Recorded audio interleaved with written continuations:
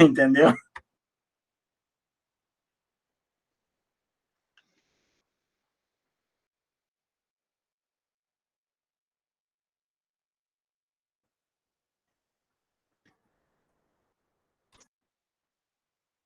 Eu acredito que já dá para a gente começar.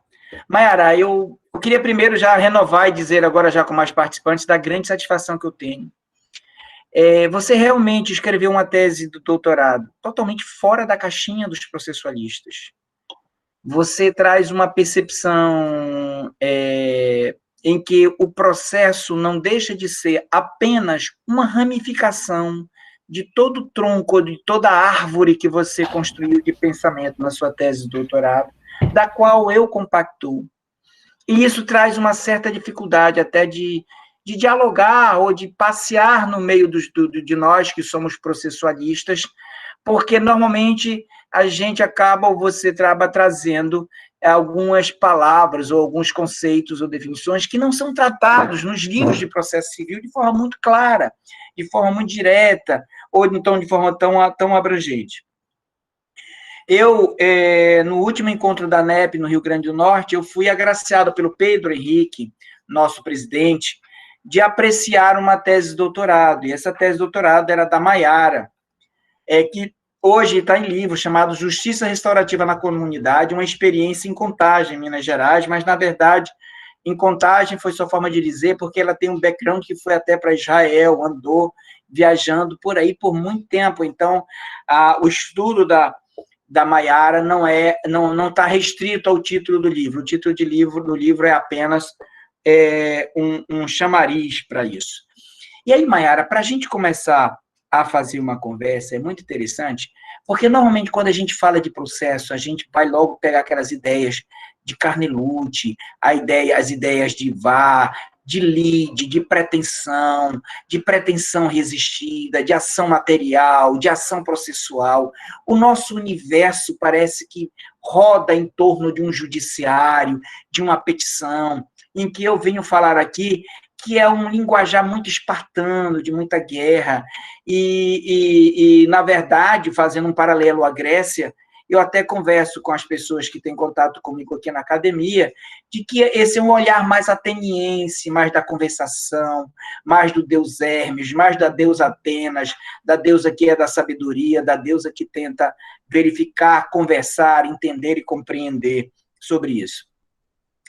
E também de nível introdutório, para provocar e a gente começar a dialogar sobre isso daí, eu tenho uma compreensão de que quando nós vivemos em comunidade, e aí para ter uma acepção filosófica mais definida no termo, que hoje nós conhecemos muito como sociedade, eu vejo um emaranhados de necessidades e desejos humanos, em que eles tentam, na interdependência que nós temos dos nossos relacionamentos, buscar atendimentos e competição sobre o atendimento a essas necessidades e desejos. E isso faz com que a gente se esbarre com concorrência de pretensão, com pretensão contraposta, com pretensão resistida, com ideias que, na verdade, nos torna desconfortável e nos torna, às vezes, único na concorrência ou na competição daquela necessidade, daquele desejo. Eu costumo aqui falar e chamar de CPIs, porque quando a gente fala conflito, parece que resume todas as nossas insatisfações a um termo só, e eu acho que ele não resume tudo. Tanto que eu chamo, porque CPI seria conflitos, problemas e insatisfações sociais, para definir todos os níveis nossos acerca de nossos desejos, nossas necessidades que não são atendidas.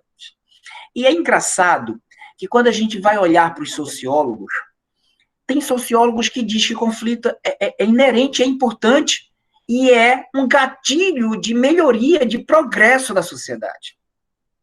Isso é engraçado, porque nos faz pensar totalmente diferente do que nós aprendemos nas universidades como processo, de que conflito é uma patologia, de que é uma doença, que nós temos remédios jurídicos, uma alusão à medicina, a remédios heróicos, inclusive, porque a gente lida com o todo-poderoso Estado, e por isso o nome remédio heróico, é você ter um poder de nos livrar da opressão ou da doença que o Estado nos imprime. E aí é óbvio que se porventura o conflito, o problema ou a insatisfação for algo querida, ou querido, ou queridas, nós deveríamos incentivar em algumas medidas esse conflito. Se porventura, obviamente, eu estou aqui percorrendo a cabeça dos sociólogos que assim proclamam isso daí. Mas, se porventura nós temos que o conflito ou o problema ou a insatisfação é algo ruim, é algo que não presta, é algo patológico, obviamente a gente tem que tratar disso. Isso é tratar. Desse tratar, é muito engraçado que ninguém fala de transformação de conflito. Ninguém fala de administração, gestão de conflito. Eu até acho engraçado a briga que nós processualistas fazemos para dizer se pensão alimentícia transita em julgado, material ou formalmente, depois eu tenho que revolver. É porque tem coisas que não se soluciona mesmo. Se administra, é tipo algumas doenças que ficam com você até você morrer. Nunca sai, você só tem que estar ministrando remédio, você tem só que estar cuidando disso daí. E nós não temos. Que técnicas de transformação, que técnicas de gestão nós temos para o conflito?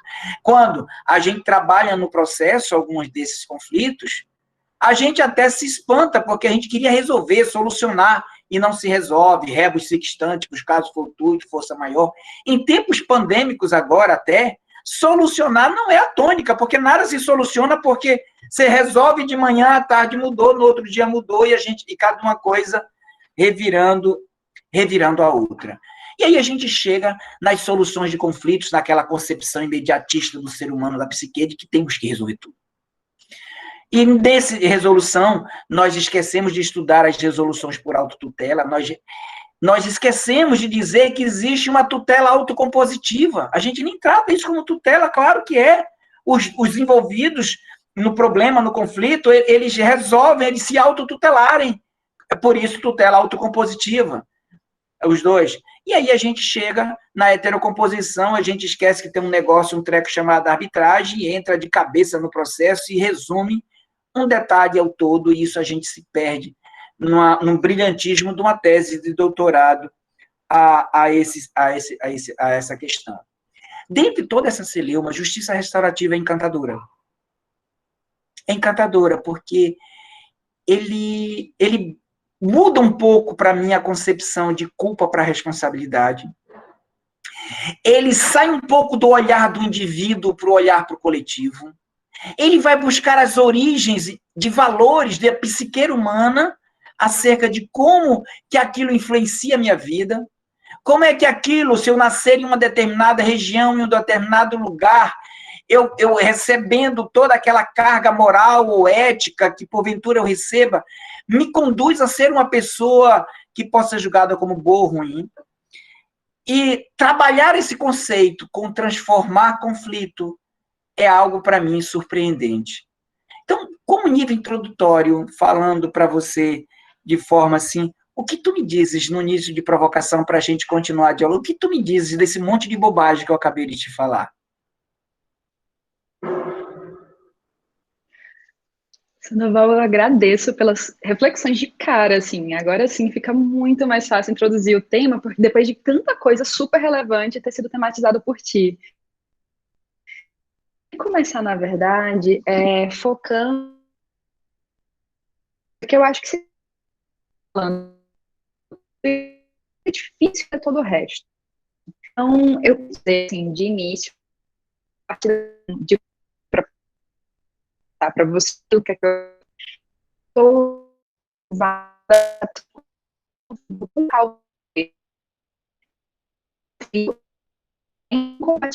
Maiara, tá falhando um pouquinho, e aí tá falhando um pouquinho a sua voz.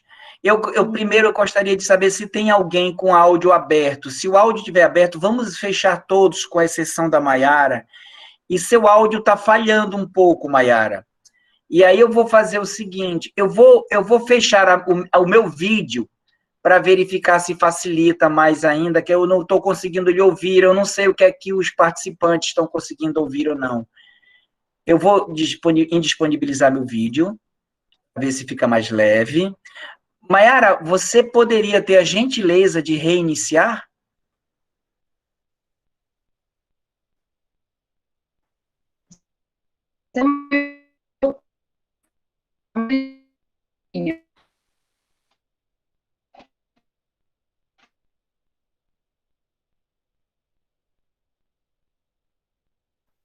Mayara, tenta indisponibilizar teu vídeo. Vamos tentar. Não consigo ver.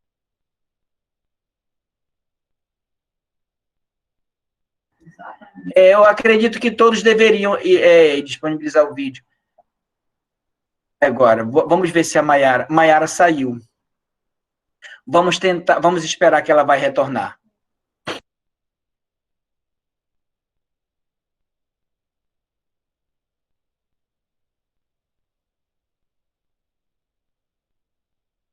Vocês conseguiram me ouvir bem? Teve alguma falha naquilo que eu falei? Não, ouvimos bem, professor.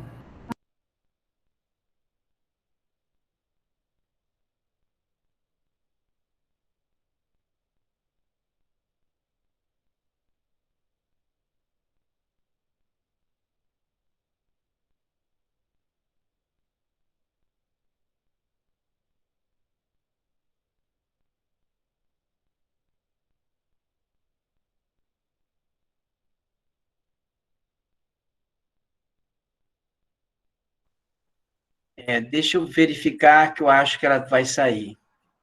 Ela vai entrar. Ela saiu, ela vai entrar.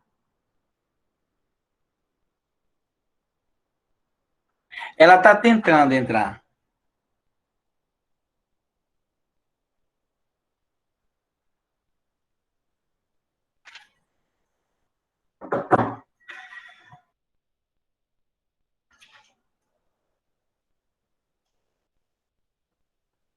Eu acredito que deve ser alguma coisa na internet dela.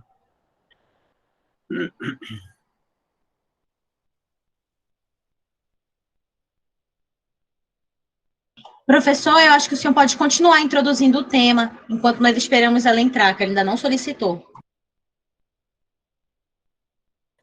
Bem, ela está tentando. Obviamente que a Mayara, ela vai encantar a gente com os argumentos dela, e nessa contextualização, a Mayara traz vários conceitos. Um dos conceitos que eu mais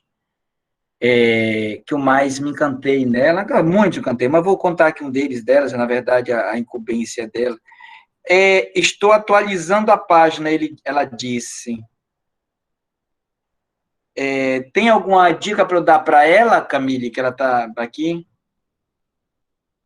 Sim, professor. Dentro daqui, nos 3 pontinhos, tem a opção alterar layout. Peça para ela colocar dentro do layout destaque. Esse layout gasta menos internet. Tem 3 pontinhos, nos 3 pontinhos.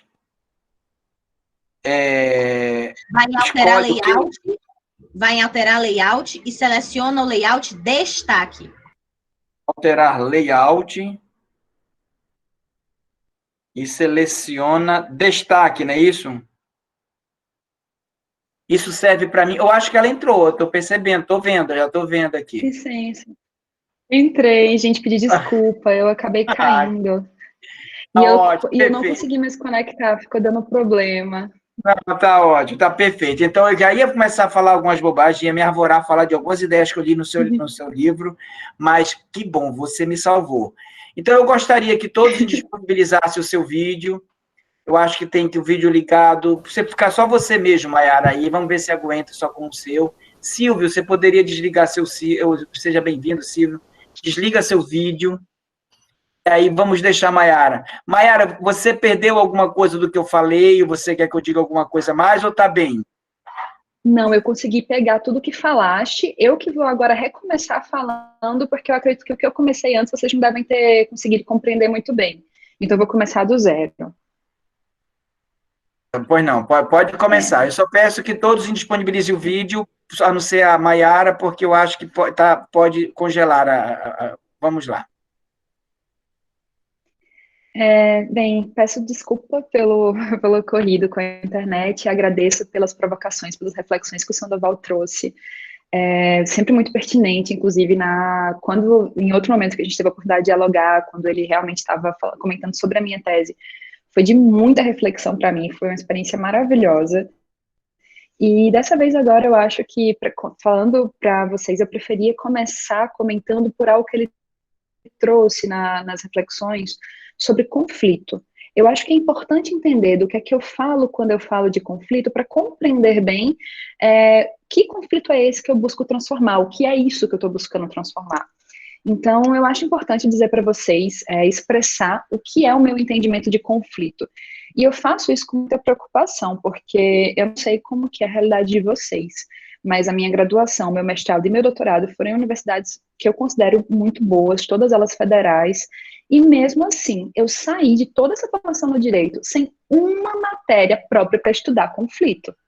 Então, eu estudei lide, eu estudei processo, agora conflito, eu nunca me debrucei muito sobre esse tema, eu nunca foi trazido por algum professor uma abordagem mais completa sobre isso.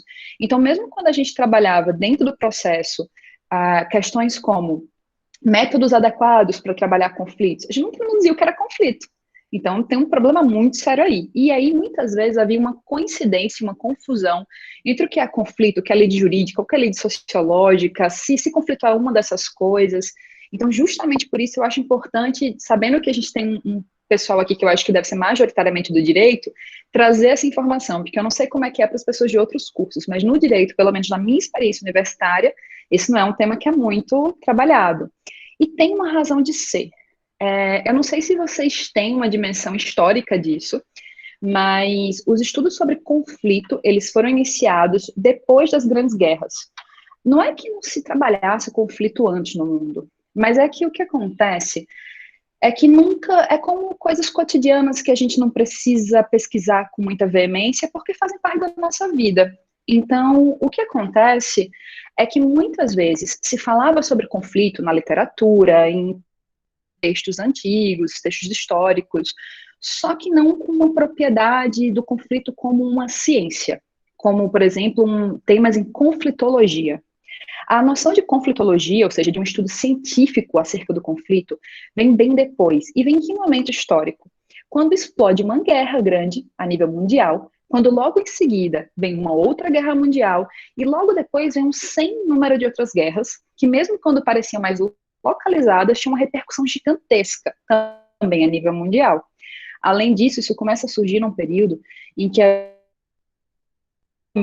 em que a gente tem noticiários, rádio, notícias que se espalham muito mais fácil. Então agora, o conflito como o do Vietnã, por exemplo, a gente fica sabendo daquela guerra ali a todos os cantos, e passa a ser debatido e passa a pautar a ordem do dia. Mas justamente porque conflitologia é ainda uma matéria, assim, uma área da ciência muito recente, é muito comum a confusão entre conflito e violência, porque a conflitologia surgiu como ciência quando grandes guerras mundiais estavam em curso, ou seja, quando a violência era muito forte. Não à toa, a gente vê, por exemplo, essa confusão de que muitas vezes a gente fala em evitar conflito, quando na verdade o que eu quero evitar é violência. Eu falo, por exemplo, em prevenir conflito, quando na verdade o que eu quero prevenir é violência. Sobre violência, a sociedade sabe muito e sabe que não quer perto. Sobre conflito, muitas vezes a gente sabe muitíssimo pouco. Então, por isso que eu acho que é importante trazer alguns conceitos de conflito, trazer algumas considerações. Se vocês tiverem interesse, eu posso abordar essa parte mais histórica, inclusive de como nascem métodos adequados, esse movimento e como se relaciona com luta por direitos. Mas eu vou focar agora mais direcionado para as provocações que o Sandoval trouxe quando falou de conflito. Porque essa confusão que ele trouxe do conflito que as pessoas temem, querem evitar, normalmente é porque as pessoas confundem conflito com violência. É porque elas falam a palavra conflito, mas na verdade o conteúdo semântico do que elas estão atribuindo a essa palavra é violência. Conflito e violência não tem relação. Quer dizer, tem uma relação possível. Provavelmente, quando um conflito não é enxergado, não é cuidado, ele muitas vezes acaba reverberando em violência. Ou seja, se eu não quero violência, o que eu tenho, na verdade, que que tentar fazer não é prevenir conflito, mas, na verdade, é o contrário, é olhar e cuidar de uma maneira responsável de conflitos, é buscar transformar conflitos. Assim, efetivamente, eu consigo evitar e prevenir violência, que eu acredito que seja o objetivo social quando se fala com esses termos equivocadamente, com conflito.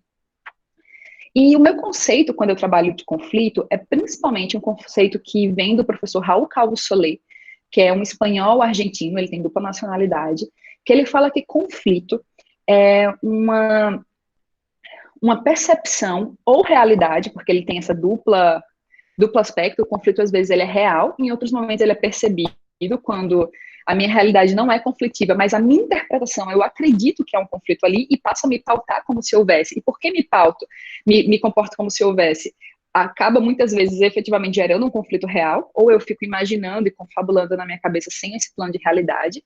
Mas, de todo jeito, no conceito do professor Raul Calvo Soler, o conflito é essa incompatibilidade real ou percebida de objetivos numa situação de interdependência. Quando eu falo que é interdependência, eu quero dizer que há um mínimo de interconexão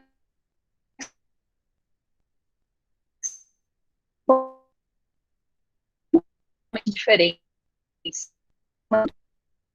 Elas não parecem bem Mayara, voltou a falhar. Mayara, voltou a travar sua voz. Você está me ouvindo? Até onde vocês me ouvem? Até onde vocês me ouvem? Eu não estou entendendo. Eu peço para que todos indisponibilizem o vídeo, só o vídeo. Você está perguntando até onde a gente conseguiu te ouvir, é isso, Mayara? Isso. Professora Mayara, nós sugerimos que você altere o layout para o layout destaque, que aí sobrecarrega menos. Mayara, tem 3 pontinhos do teu lado, que você... Oriente ela, Camille. Eu estou achando que... Na barra branca... Isso. Na barra branca tem 3 pontinhos, do lado de apresentar agora.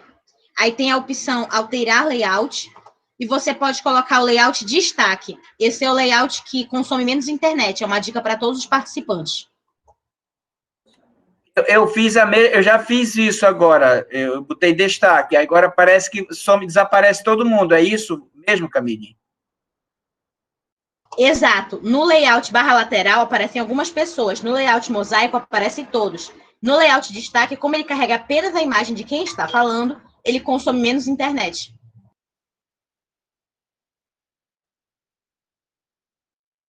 Você consegue alterar? Aparece para mim. Você conseguiu, Mayara, eu acho. Agora alterando. Consegui agora.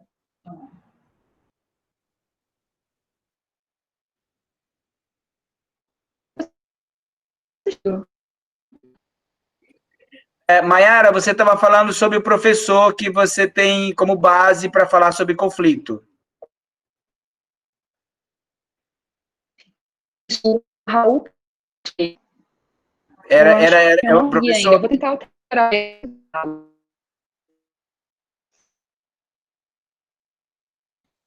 Eu sugiro que todos façam alteração para o que a Camille falou, para verificar se a gente consegue ouvir bem. Estava tão bem o que a Mayara estava falando. Mayara, verifique se você consegue falar agora. De repente, até, Mayara, você poderia tentar disponibilizar seu vídeo. Tenta disponibilizar, tira seu vídeo para ver se a gente consegue te ouvir melhor. Certo, lateral, eu acho que é do sul para carregar. Aí assim, eu já estou ouvindo. Estão me ouvindo agora? Eu estou lhe ouvindo, aí sua imagem está congelada. Fale um pouquinho, sua imagem está congelada. E agora disponibilizei o vídeo. Eu acredito que melhorou. Tenta falar continuamente para a gente ver se está bem. Certo. Então, eu vinha falando que no conceito do professor, o conflito, a incompatibilidade real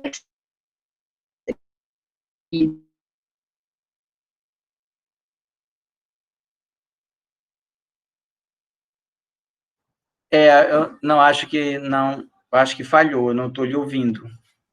Não estou lhe ouvindo. Mais alguma sugestão, Camille, que a gente possa fazer, Camille?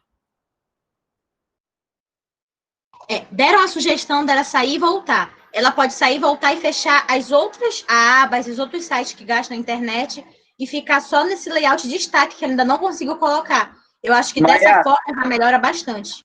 Você está ouvindo, Maiara? Você está nos ouvindo?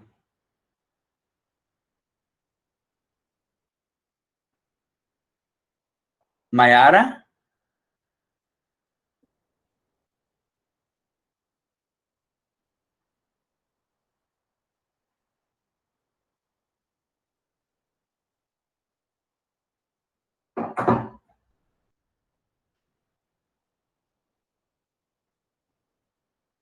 Maiara?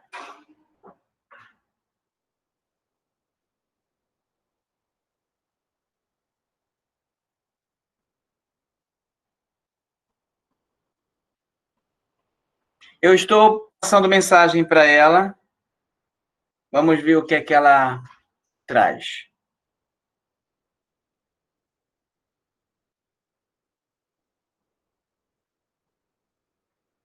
Porra, estão me sacaneando aqui já.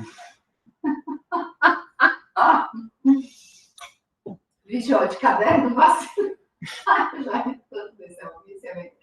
de caderno vacilo.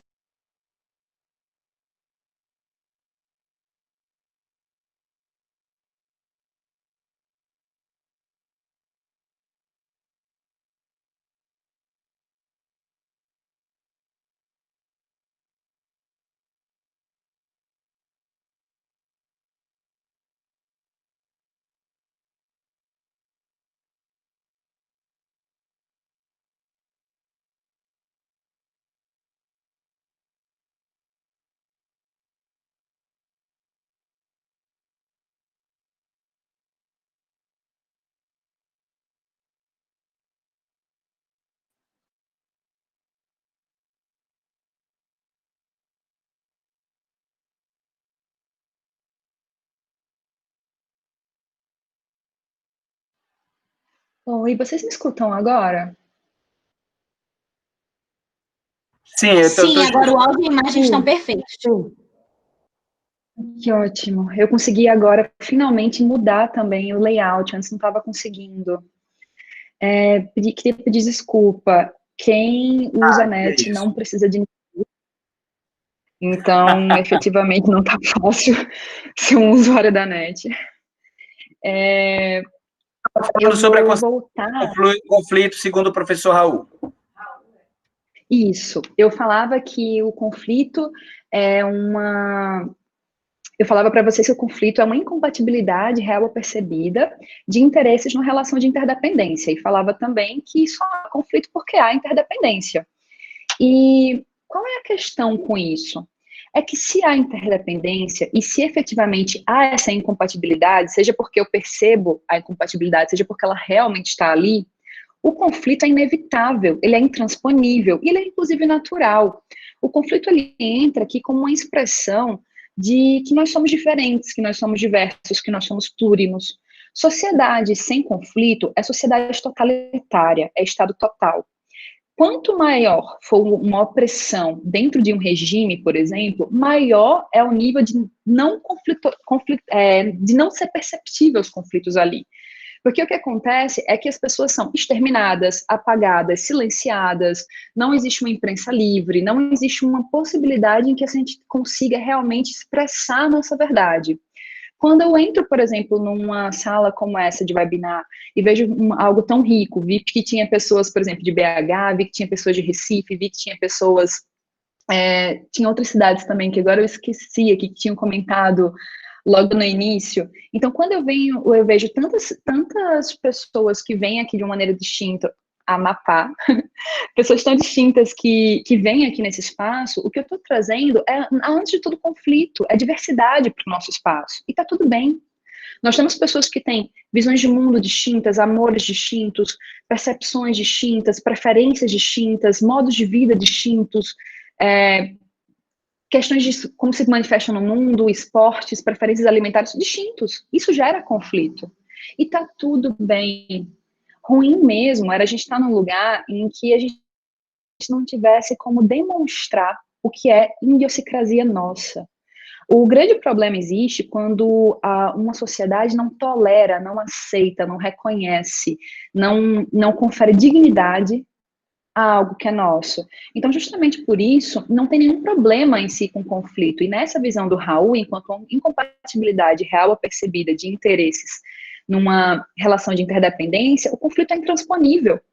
Porque as pessoas não são iguais, não tem duas mais para poder se relacionar. E se existisse, eu teria conflito comigo mesmo.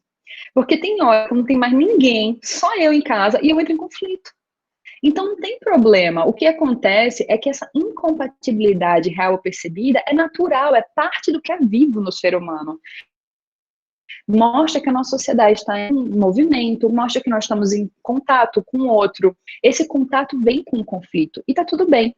O que a gente quer evitar, na verdade, o que a gente quer prevenir não é o conflito. Do conflito a gente tem realmente que lançar a luz, que demonstrar que ele está ali, de mostrar essa profundidade, de ter uma relação que demonstre o que é caro em nós, o que não cessa em nós, o que é importante para nós, e possa ao máximo refletir isso.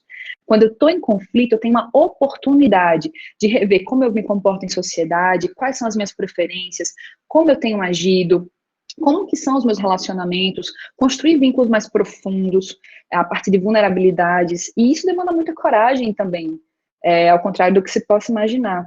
Então, o que eu falava para vocês, quando trazia esse início histórico de uma conflitologia muito ligada às grandes guerras, e essa confusão natural entre conflito e violência, e como que isso acontece em diversas faculdades, entre elas a Faculdade de Direito, pela minha experiência, é justamente para mostrar para vocês que se eu quero prevenir violência, se eu quero uma sociedade menos violenta, ou mesmo não violenta, eu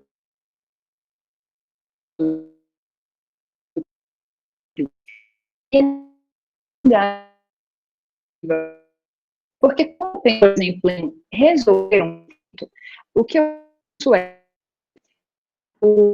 acabei de ver que está travando. Voltou a falhar, voltou a travar. Eu vou tentar desligar meu vídeo. Você disse que se quisesse uma sociedade menos violenta, e aí parou aí. Eu desliguei meu vídeo para ver se melhora. Se eu quiser uma sociedade menos violenta, o que eu preciso, na verdade, é lançar. Eu preciso, na verdade, cuidar do conflito. Eu preciso reconhecer o conflito presente. Eu preciso trazer à luz o conflito. E foi por isso que eu estou abordando com vocês essa porque a gente começa com tudo, mas esse do conflito. Tá dando ainda?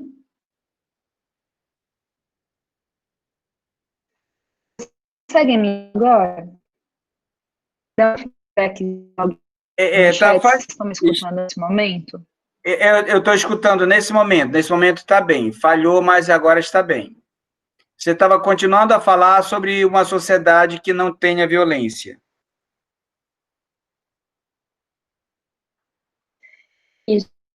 Dizendo que o quanto que quando sociedade que lança cuidadoso a respeito dos conflitos, a gente consegue desenvolver diversidade, pluralidade, a gente consegue ter uma sociedade também muitíssimo menos desigual.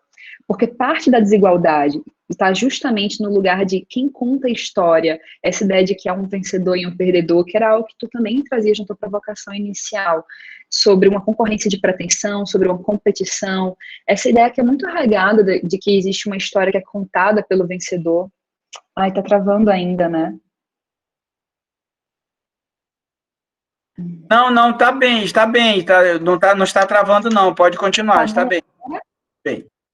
Ah, ótimo, porque eu já estava ditando no chat, avisando a vocês que eu ia sair e voltar, então. Então, se é assim, ótimo. Então, o que eu vinha dizendo é que o quanto que essa ideia de concorrência de pretensão e competição que você apresentava antes é justamente uma ideia de que, olha, o mundo que, na verdade, é abundante por si só e que pode ser diverso e que tem diversas maneiras de estar nesse mundo, de estar em sociedade, e olha isso de uma maneira residual e como se fosse algo muito do pequeno, como se eu colocasse isso na escassez, porque eu olho como se eu tivesse que um vencer para que em relação ao outro, que tem que um se dar bem, quando na verdade, em sociedade, a gente não consegue ter uma sociedade não violenta quando alguém vai muito mal. Quando há uma desigualdade instalada, o que acontece é que, mesmo quando eu sou um grupo privilegiado, e claro que em níveis distintos, essa desigualdade também me toca. Me toca porque uma hora a violência bate a minha porta, me toca porque uma hora sou eu que fico me encastelando num espaço para poder me blindar da violência que eu mesmo faço parte. Me toca porque, quando eu falo, por exemplo, de uma violência de gênero, ela me toca enquanto sou mulher, mas ela também toca o sujeito homem, a partir do momento em que ele tem comportamentos, uma necessidade que não pode mostrar vulnerável. Então, observe que os conflitos sociais, as desigualdades sociais, elas atingem todo mundo.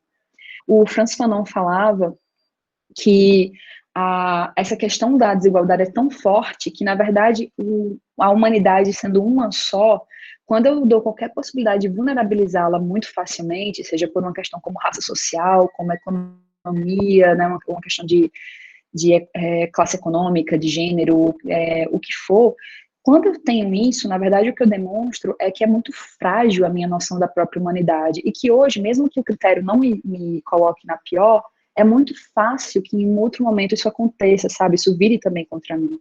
A humanidade é compartilhada e quando um vai mal, em algum aspecto todos também vão. E ainda que sofram em graus distintos. E justamente por isso é que o que eu quero quando tem um conflito não é fingir que ele não existe, é olhar para esses diversos modos de estar em comunidade e entendê-los, e ver que eles têm algo de muita riqueza, de uma expressão autêntica de vida, uma expressão de algo que é o que a gente quer, de uma profundidade de contato. E justamente por isso que transformar conflito entra aqui. Porque quando eu busco resolver um conflito, eu quero, na verdade, às vezes, a cair numa violência no conflito, para terminar uma coisa que não vai bem pronto. Quando eu penso em transformar conflito, a situação não é essa. Eu penso tanto na situação imediata, como nos padrões de relacionamento, nas estruturas conceituais. Eu penso também no contexto que está ali. E quando eu falo isso, é porque transformação de conflito visa responder a problemas da vida real, criando processos que são capazes de promover mudanças construtivas, reduzirem violências, que aumentem a justiça nas interações e nas estruturas sociais. Isso é, quando eu falo em transformar conflito, eu não quero simplesmente acabar algo que eu não estou curtindo. O que eu quero também é fazer com que essa seja uma possibilidade para construir uma realidade distinta, uma narrativa desejada, algo que eu possa trazer não só do que eu não quero, mas do que eu quero, do que eu desejo para mim e para essa comunidade. E a justiça restaurativa é uma visão de justiça muito cara para isso, porque ela é uma visão de justiça que busca satisfação de necessidades, cuidado com traumas, criar e fortalecer conexões, transformar esses conflitos, trabalhar para a construção de paz, e ela faz tudo isso de modos muito distintos do que a gente costuma ver quando pensa, por exemplo, num processo judicial. Uma das razões, o próprio Sandoval na abordagem já trouxe, que é o fato de ela trabalhar, ela sair desse lugar de culpa, vergonha, medo, e trabalhar, na verdade, uma responsabilidade que é ativa e ampliada, porque o sujeito entende os repercutiu na vida dos outros sujeitos e dele mesmo. E isso acontece porque ele está ali podendo ouvir narrativas, mas eu não iria ouvir a narrativa de ninguém se eu me sentisse justiçada. Então, eu preciso sentir que aquele é um processo que me trata com respeito e dignidade. E por isso a gente ouve, em si, a narrativa dessas pessoas, seja ela a pessoa que está sofrendo algum dano, seja a pessoa que praticou algum ato danoso. Então, eu escuto narrativa, eu tento identificar necessidades, eu ofereço uma conexão, eu ofereço um contato empático, e aí eu consigo fazer com que essa pessoa esteja presente para o próprio conflito, para a sua narrativa e para a história do outro, e possa entender nos impactos, querer participar dele ativamente. E eu falei também que a responsabilidade é ampliada, que a gente chama também uma microcomunidade de referência e afeto dessas pessoas. Pessoas que elas mesmas enumeram, diretamente envolvidas no caso, enumeram como pessoas que são importantes para eles por alguma razão, que são pessoas que fortalecem aquele contato, que deixam aquilo ali mais rico, que dão suporte. Porque imagina só o que seria eu fazer, por exemplo, um acordo consensual com algum de vocês, voltar para casa e a minha família nuclear não apoiar e não me permitir sequer condições materiais para aquilo. Ou mesmo, não só não apoiar, mas me incentivar a não fazer, dizendo narrativas como que eu sou boba, que eu sou tola de ter feito aquilo, que não foi um bom acordo, ou ainda que a situação não é assim, que é injusto. Então, quanto que essas outras narrativas podem repercutir? Então, quando chama essa microcomunidade de referência e afeto para estar junto, é uma maneira também de haver apoio, de ampliar talentos e recursos na própria execução do que eu celebrar consensualmente naquele espaço. E não só de fortalecer essa conexão, é de fortalecer até o senso de responsabilidade, entendendo que as pessoas não agem isoladamente no mundo. Elas têm todo um contexto, não para ser determinista, mas para entender a repercussão, a influência disso nas pessoas, porque quando a gente olha na justiça restaurativa e também na transformação de conflitos, a gente não olha simplesmente os danos que foram causados por um ato, que seria algo que propriamente o processo judicial olharia, embora ele nem olhe sequer para todos os danos. Ele olha para aqueles danos que têm alguma viabilidade jurídica, que tem alguma repercussão jurídica e que a pessoa apresentou como um pedido. Mas pensa ainda que quando eu falo desses danos, não é só os danos que são decorrentes do ato, mas também os danos que são revelados pelo ato, porque a gente entende que uma pessoa que está bem, ela provavelmente não causaria nenhum dano a outra pessoa conscientemente. Se isso aconteceu, é porque provavelmente alguma coisa já não ia bem. Então, entender o que é que vinha por trás é entender as causas desse conflito. E, mais uma vez, não para passar a mão na cabeça, mas para poder transformar a situação. Porque se eu só ajo em cima do resultado, mas não da causa, é muito pouco provável que eu consiga transformar a situação.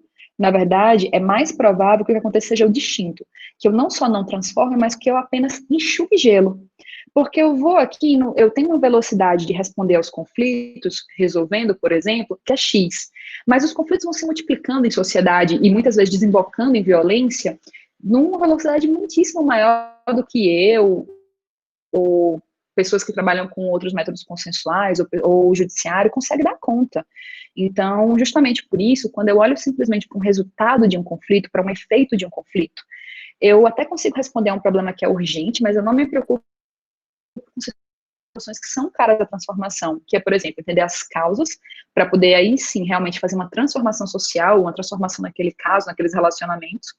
Entender, então, não só a situação imediata, que é sim urgente, merece ser tratada com urgência, mas também os padrões de relacionamento, as estruturas conceituais, o contexto, o arcabouço que aquelas pessoas tinham, eventuais coalizões que aconteciam ali, fazer um mapeamento também desse conflito. Então, tudo isso é muito importante para que eu possa atuar com justiça restaurativa, para que eu possa, então, buscar essa transformação de conflitos. E isso, eu queria frisar que, mesmo a justiça restaurativa não sendo um método, seja uma visão de justiça, ou seja, ela pode ser operacionalizada por vários métodos, desde que atenda aos seus fundamentos, princípios, valores, e ela não é só conflitiva, muitas vezes ela é, inclusive, para conexão, para cuidado, mas quando ela é para conexão e cuidado, ela também visa transformação. Nesse caso, não transformação de conflito, mas transformação de comunidades, transformação de relações, e às vezes uma transformação até intrasubjetiva, desculpa. Então, é muito desse lugar que a justiça restaurativa também caminha. Essas são algumas reflexões iniciais que eu queria trazer, pedindo desculpa de novo por causa da minha conexão, mas são algumas reflexões iniciais que eu queria apresentar. Eu pensei na gente contextualizar essas questões que eu vinha trazendo com a pandemia, com questões que são próprias da pandemia. Mas antes, eu queria saber se o professor Sandoval, ou se alguém que está aqui, a gente queria trazer alguma pergunta específica, alguma consideração específica, algum norte para a nossa fala. Aí eu acho que a gente tem que conectar com o contexto de pandemia, e assim, ó, as suas palavras foram brilhantes, vêm ao encontro daquilo que eu penso e tento estudar, e antes até agora não tem ninguém provocando, eu gostaria de lhe provocar um pouquinho mais por por ter lido a sua tese e passado, inclusive, nas minhas disciplinas de programa pós-graduação. Você desenvolveu algumas palavras, tipo assim, outramente, que para uma percepção de empatia, de absorção do outro por si, por essa interdependência.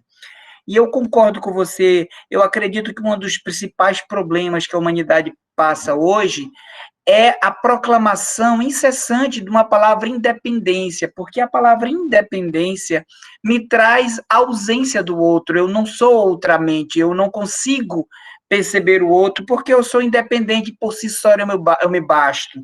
E aí, obviamente, cada vez que eu vejo isso, eu me lembro do filme do Náufrago, ou então da história de Robinson Crusoe. Então, eu lhe provocaria um pouquinho do outramente, e nesse contexto de pandemia, como é que nós poderíamos ser outramente, ou tentar uma conexão de interdependência, se existe um asco natural proclamado pela medicina e por todos nós, do afastamento do outro. E com base nisso, nós sabemos que o conceito de moral ou de ética, e aqui eu não quero discutir isso, mas vou falar aqui de padrões que a coletividade nos conduz a dizer o que é certo, o que é errado. Você fala em algum momento no seu livro sobre o imaginário moral, que é você transformar o conflito e transformar a sociedade, porque você muda o padrão. Aquele conflito foi tão construtivo, foi tão bom, que mudou o padrão. E ainda nessa gostosura aqui desses conceitos que você traz, que sai da linha do processo, eu percebi outra grandiosidade, porque na sua tese, porque é engraçado, e eu concordo com você, que toda margem de conflito, ele surge de uma causa coletiva, ele surge de uma moral coletiva, ele surge de uma vida em sociedade, mas as consequências são individualizadas. A pessoa que fez aquele ato impulsionado pela família, ou como você disse, por aquelas narrativas da sua família, ou nas narrativas da sociedade, ou pelo julgamento inconsciente, ou julgamento até consciente, ou preconceituoso, de ausência do outro. Eu até cunho, Maiara, uma palavra que revela um pouco da pobreza do outro, que eu chamo o vácuo de vivência.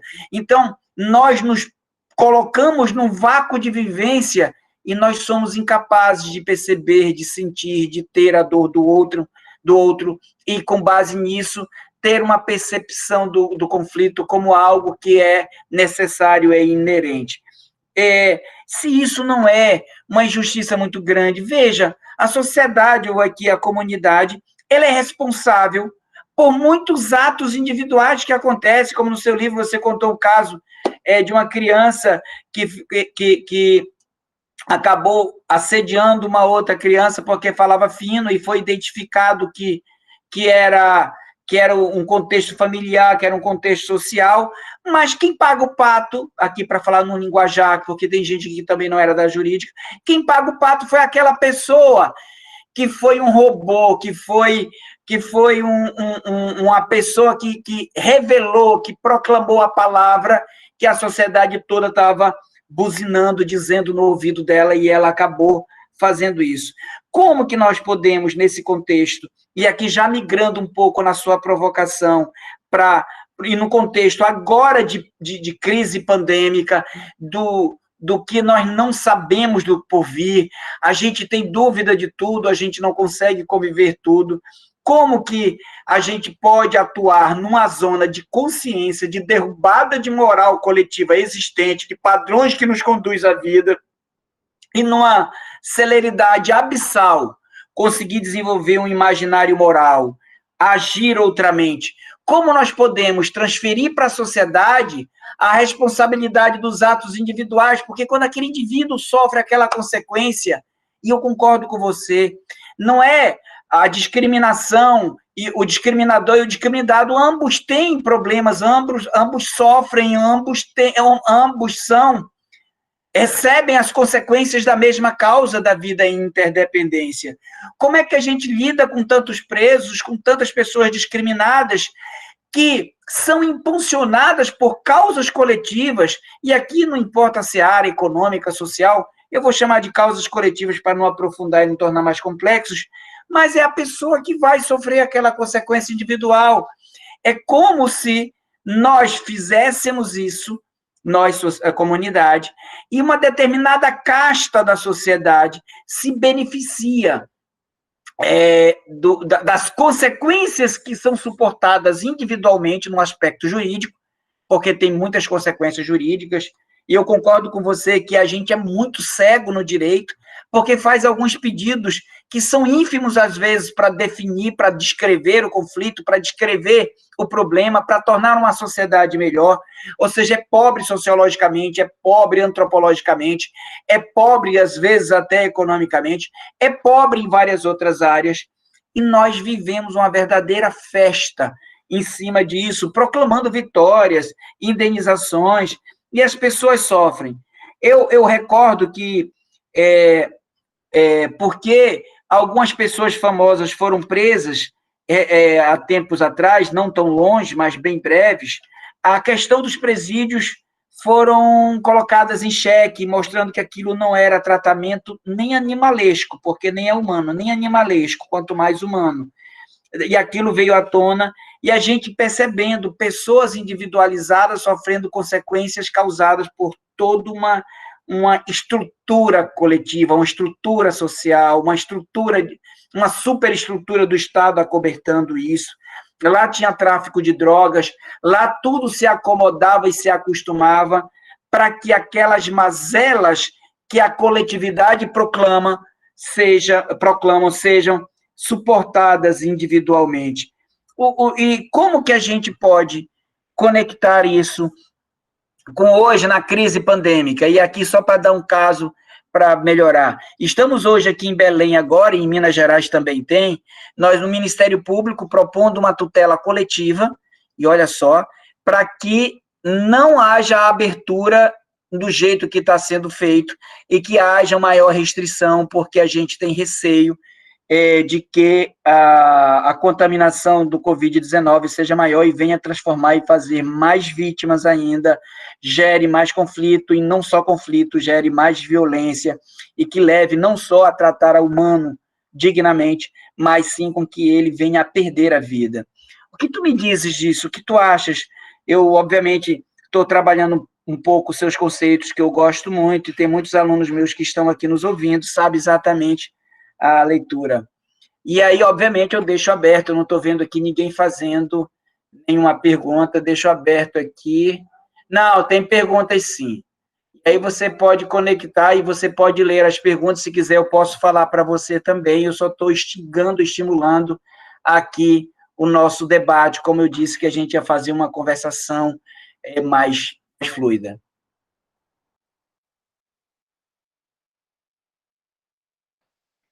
Eu ainda não consegui ler todas as perguntas, eu fui prestando atenção no que você falava e fui anotando alguns pontos que tu pontuavas, assim, para poder comentar, e ao mesmo tempo estava tentando acompanhar os comentários das perguntas, que foram várias, para poder não deixar de mencionar o que as pessoas estão trazendo como relevante. Só ler mais uma que está faltando aqui, só um instantinho. Não, por favor, fique à vontade, qualquer coisa, estou aqui, posso até ler para você. Pronto, anotei aqui o outro ponto para não esquecer de falar. Pelo menos das que foram feitas até agora, eu coloquei alguns pontos centrais para poder comentar aqui. Porque foi um tema que foi falado tanto por ti diretamente com a expressão, mas também em várias perguntas indiretamente, eu vou começar falando do outramente. Outramente é assim, eu aportuguesei uma expressão do Emmanuel Levinas. O Levinas, ele cria uma palavra, que seria um advérbio, chamado outramente. Esse advérbio é justamente porque não são duas palavras, outramente. Outramente é sendo outro. E sendo outro, sendo eu mesmo. Como assim? O Levinas fala que existe um salto moral muito grande quando a gente consegue se conectar profundamente com outro sujeito. Eu, Mayara, sou um ser humano muitíssimo limitado. Eu tenho as experiências de vida pelas quais eu passei, eu tenho as coisas que me formam, os contextos de onde eu vivi, minhas histórias, eu tenho os conhecimentos de experiências de mundo que eu fui capaz de ter. Mas cada um de vocês tem algo muito rico e distinto de mim. E quando eu tenho a oportunidade de, por exemplo, me conectar profundamente com algum de vocês, e o Levinar fala desse olhar nos olhos, mas que nesse momento agora, para poder trabalhar, a gente tem que pensar distinto, né? Porque a gente está num momento de pandemia em que não seria necessariamente esse olhar nos olhos do físico, mas o Levinar fala do olhar nos olhos do outro como uma forma de, sendo eu mesma, ser mais do que eu. O que eu quero dizer com isso, nesse paradoxo, é que sendo eu mesma, num contato profundo, presente e consciente, em conexão com o outro, eu consigo ultrapassar quem eu sou, porque eu consigo entender um outro modo de vida, uma outra percepção, outras necessidades, outras narrativas, quando eu me conecto abertamente perante outro sujeito. E aquilo faz com que eu extrapole meus próprios limites, minhas próprias limitações, minhas próprias cegueiras. E por isso é tão importante não simplesmente ter cursos de oratória, mas de repente de escutatória. Começar a escutar um pouco mais, escutar com mais qualidade, escutar sem estar querendo rebater rapidamente o que a outra pessoa está falando, contra-argumentar, formulando enquanto ouve alguém já o tanto de argumento na cabeça. Porque muitas vezes o que a gente tem socialmente falando são vários monólogos intercalados ou que vão se interrompendo, dependendo da maior ou menor educação do ser humano. Mas essa questão dessa escuta e conexão profunda ainda é muito rara. Tanto que não à toa, muitas vezes, quando eu atuo com justiça restaurativa e ofereço uma escuta distinta, muitas pessoas perguntam se eu sou psicóloga. E isso é algo muito triste. É algo tanto, talvez, da doença quanto a pandemia que a gente está vivendo. A gente achar que o único sujeito que deve oferecer uma escuta empática e uma escuta atenta é um psicólogo. É algo realmente complicado de se pensar desse jeito, mas é algo que identifica um pouco de como a gente tem que trabalhar na sociedade. E esse medo do conflito, esse temor do conflito, quando na verdade eu falei para vocês que foi uma confusão em relação à violência. Eu falava, para puxar essa provocação do outramente, trazer para o real, para o concreto da pandemia, se é possível prática virtual. Na minha concepção, é completamente possível. Inclusive, eu tenho feito diversas práticas de justiça restaurativa virtuais. Mas eu acho que tem que trazer algumas considerações. Muitas pessoas confundem justiça restaurativa com uma metodologia específica. Para quem conhecer a metodologia, se chama processo circular. É uma metodologia que ficou muito famosa no Brasil porque a professora Kay Prentice, ela tem um livro que é bem didático sobre isso e que foi traduzido para português e publicado fininho pela Palas Atena, a um preço muito acessível. A Kay é uma querida, uma doçura, então ela encanta muitas pessoas também, ela vem muito aqui para o Brasil. E tudo isso fez com que, principalmente dos movimentos de justiça restaurativa que começaram em tribunais, principalmente pela júris, vieram muito embasados e confundindo muitas vezes justiça restaurativa e processo circular. Na verdade, é possível fazer justiça restaurativa sem círculo, e é possível fazer um círculo que não seja de forma alguma restaurativo, que, ao contrário, seja trabalhado com punição, com recompensa, com culpa, com vergonha, com medo. Então, se eu não confundo processo circular e justiça restaurativa, é sim possível fazer virtual. Por que eu falo isso? Porque o processo circular, eu, Mayara, acredito que não é possível fazer virtual. E recente, eu estava num círculo com a Kay, e ela falou também que ela também acredita que não é possível fazer virtual a metodologia processo circular, porque ela tem algumas demandas de algumas, por exemplo, um objeto de fala, um centro, algumas coisas que não são tão transponíveis. O que eu posso fazer é uma prática adaptada, baseada nos processos circulares, que tenham, por exemplo, momentos próprios como os processos circulares têm. Para quem não conhece o processo circular, vou dar alguns exemplos. A gente geralmente costuma começar com uma abertura e concluir com encerramento, para poder demarcar bem o espaço. A gente costuma ter ainda um momento de check-in e também ao final um de check-out, em que a gente procura saber, por exemplo, como aquelas pessoas estão naquele momento, seja iniciando, seja saindo daquele encontro, porque isso é muito importante para saber o tom da minha abordagem, como trabalhar. É diferente estar com uma pessoa que está muito feliz, muito bem, que está em paz, e uma pessoa que acabou de perder um familiar, por exemplo. Então a gente tem que ter esse cuidado.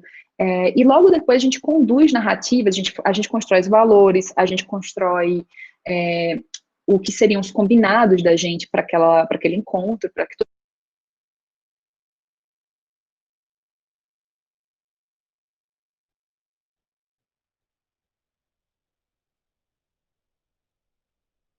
Mayara, você está nos ouvindo? Mayara, consegue nos ouvir? Desculpa, eu sem querer bati o microfone.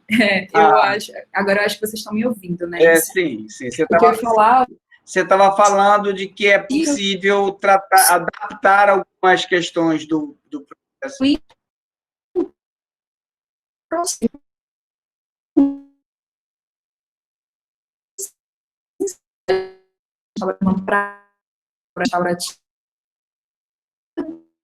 Pandemia, vários problemas de conexão que eu tenho trabalhado. O primeiro deles é o isolamento social. A questão do isolamento social, Mayara, ele muitas vezes traz para... Você poderia falar um pouquinho? De solitude como solidão. Mayara, você consegue nos ouvir? Esse lugar de que, às vezes, trabalho, compromissos sociais para próprias causas, um momento como esse. Além disso, de uma para outra, eu comecei a estar em contato do jeito que eu nunca mais vi antes, que às vezes eu nunca tinha nem experimentado com algum sujeito que vivia comigo, mas que a gente só se encontrava à noite, depois de um trabalho, por exemplo. E ainda eu tenho uma relação da interação virtual. Muitas vezes, a interação virtual, ela entra no lugar do irresponsável mesmo. Quantas vezes a gente esquece que tem um sujeito do outro lado, sabe? Quantas vezes a gente responde um e-mail com algum lugar que beira o hostil ou rude, que beira a falta de educação? Quantas vezes a gente faz um comentário realmente julgando um ser humano numa rede social, principalmente quando a pessoa tem mais seguidor, porque aí ela aparece ainda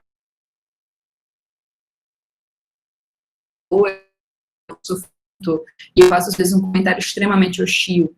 Então, esse contato também do virtual é um lugar que nem... Por exemplo, hoje, na reunião que eu estava, a pessoa não pôde falar a voz quando teve um momento para 3 anos. E cuidando dessas 3 anos,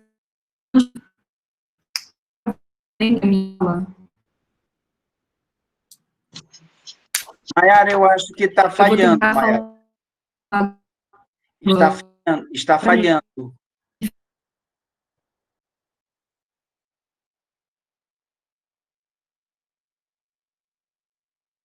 Mayara, consegue nos ouvir?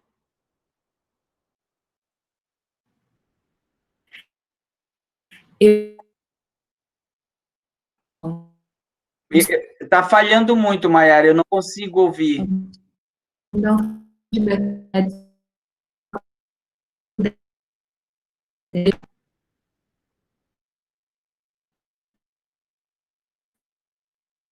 Consegue me ouvir agora?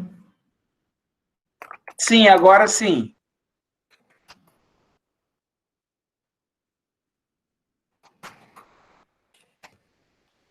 Mayara, eu consegui te ouvir agora.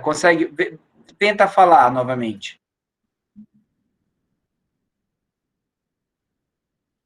Eita, agora eu fiquei na dúvida. Eu reinicio agora ou vocês estão me ouvindo? Desculpa, eu me perdi nos comentários do chat. Tá certo. Eu estou ouvindo.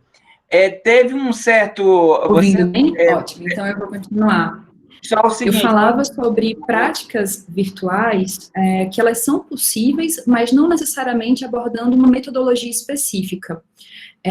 Ou seja, eu não vou fazer uma reunião restaurativa ou um processo circular, não é exatamente essa a metodologia, mas dentro de um contínuo restaurativo em que existe um sem número de práticas possíveis, que são maior ou menor grau restaurativas, eu posso trazer, por exemplo, abordagens restaurativas. Às vezes é um modo de estar, um modo de comportar, é um trato. Uma abordagem restaurativa, ela perpassa inúmeras outras coisas, que não são necessariamente só um método que eu trabalho um conflito, mas que pode ser também um método que eu trabalho um conflito.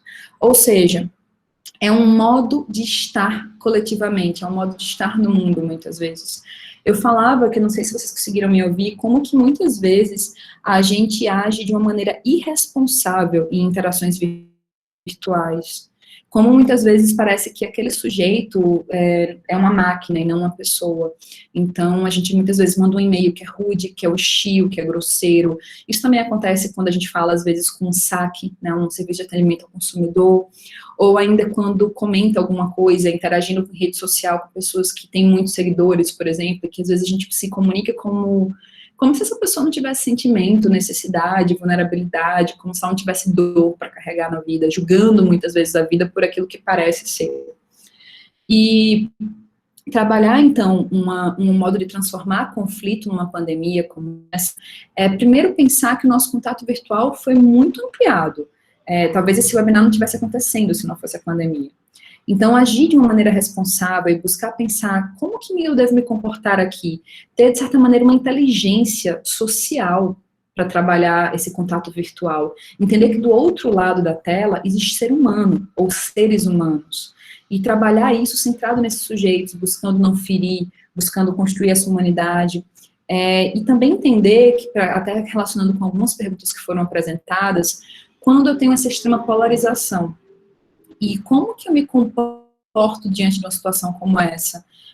Algumas pessoas estavam me perguntando antes, como que a gente transforma uma situação, por exemplo, profundamente desigual, com um racismo social tão, assim, vou trazer um ponto do racismo que é algo que está bem sensível na nossa sociedade nesse momento, mas como que eu trago, então, como é que eu trabalho uma sociedade profundamente desigual, quando, por exemplo, alguém já está cansado dessa desigualdade, desse sofrimento, dessa luta, de ter, de certa maneira, o sangue do povo derramado, essa ideia identitária de eu, outro, de bom, mal, de melhor, pior, de padrão estético, bom e ruim, como que eu consigo atuar numa sociedade tão pautada em alienações como essa, de uma maneira a transformar conflitos e de construir resiliência, executando essa visão de justiça, da justiça restaurativa?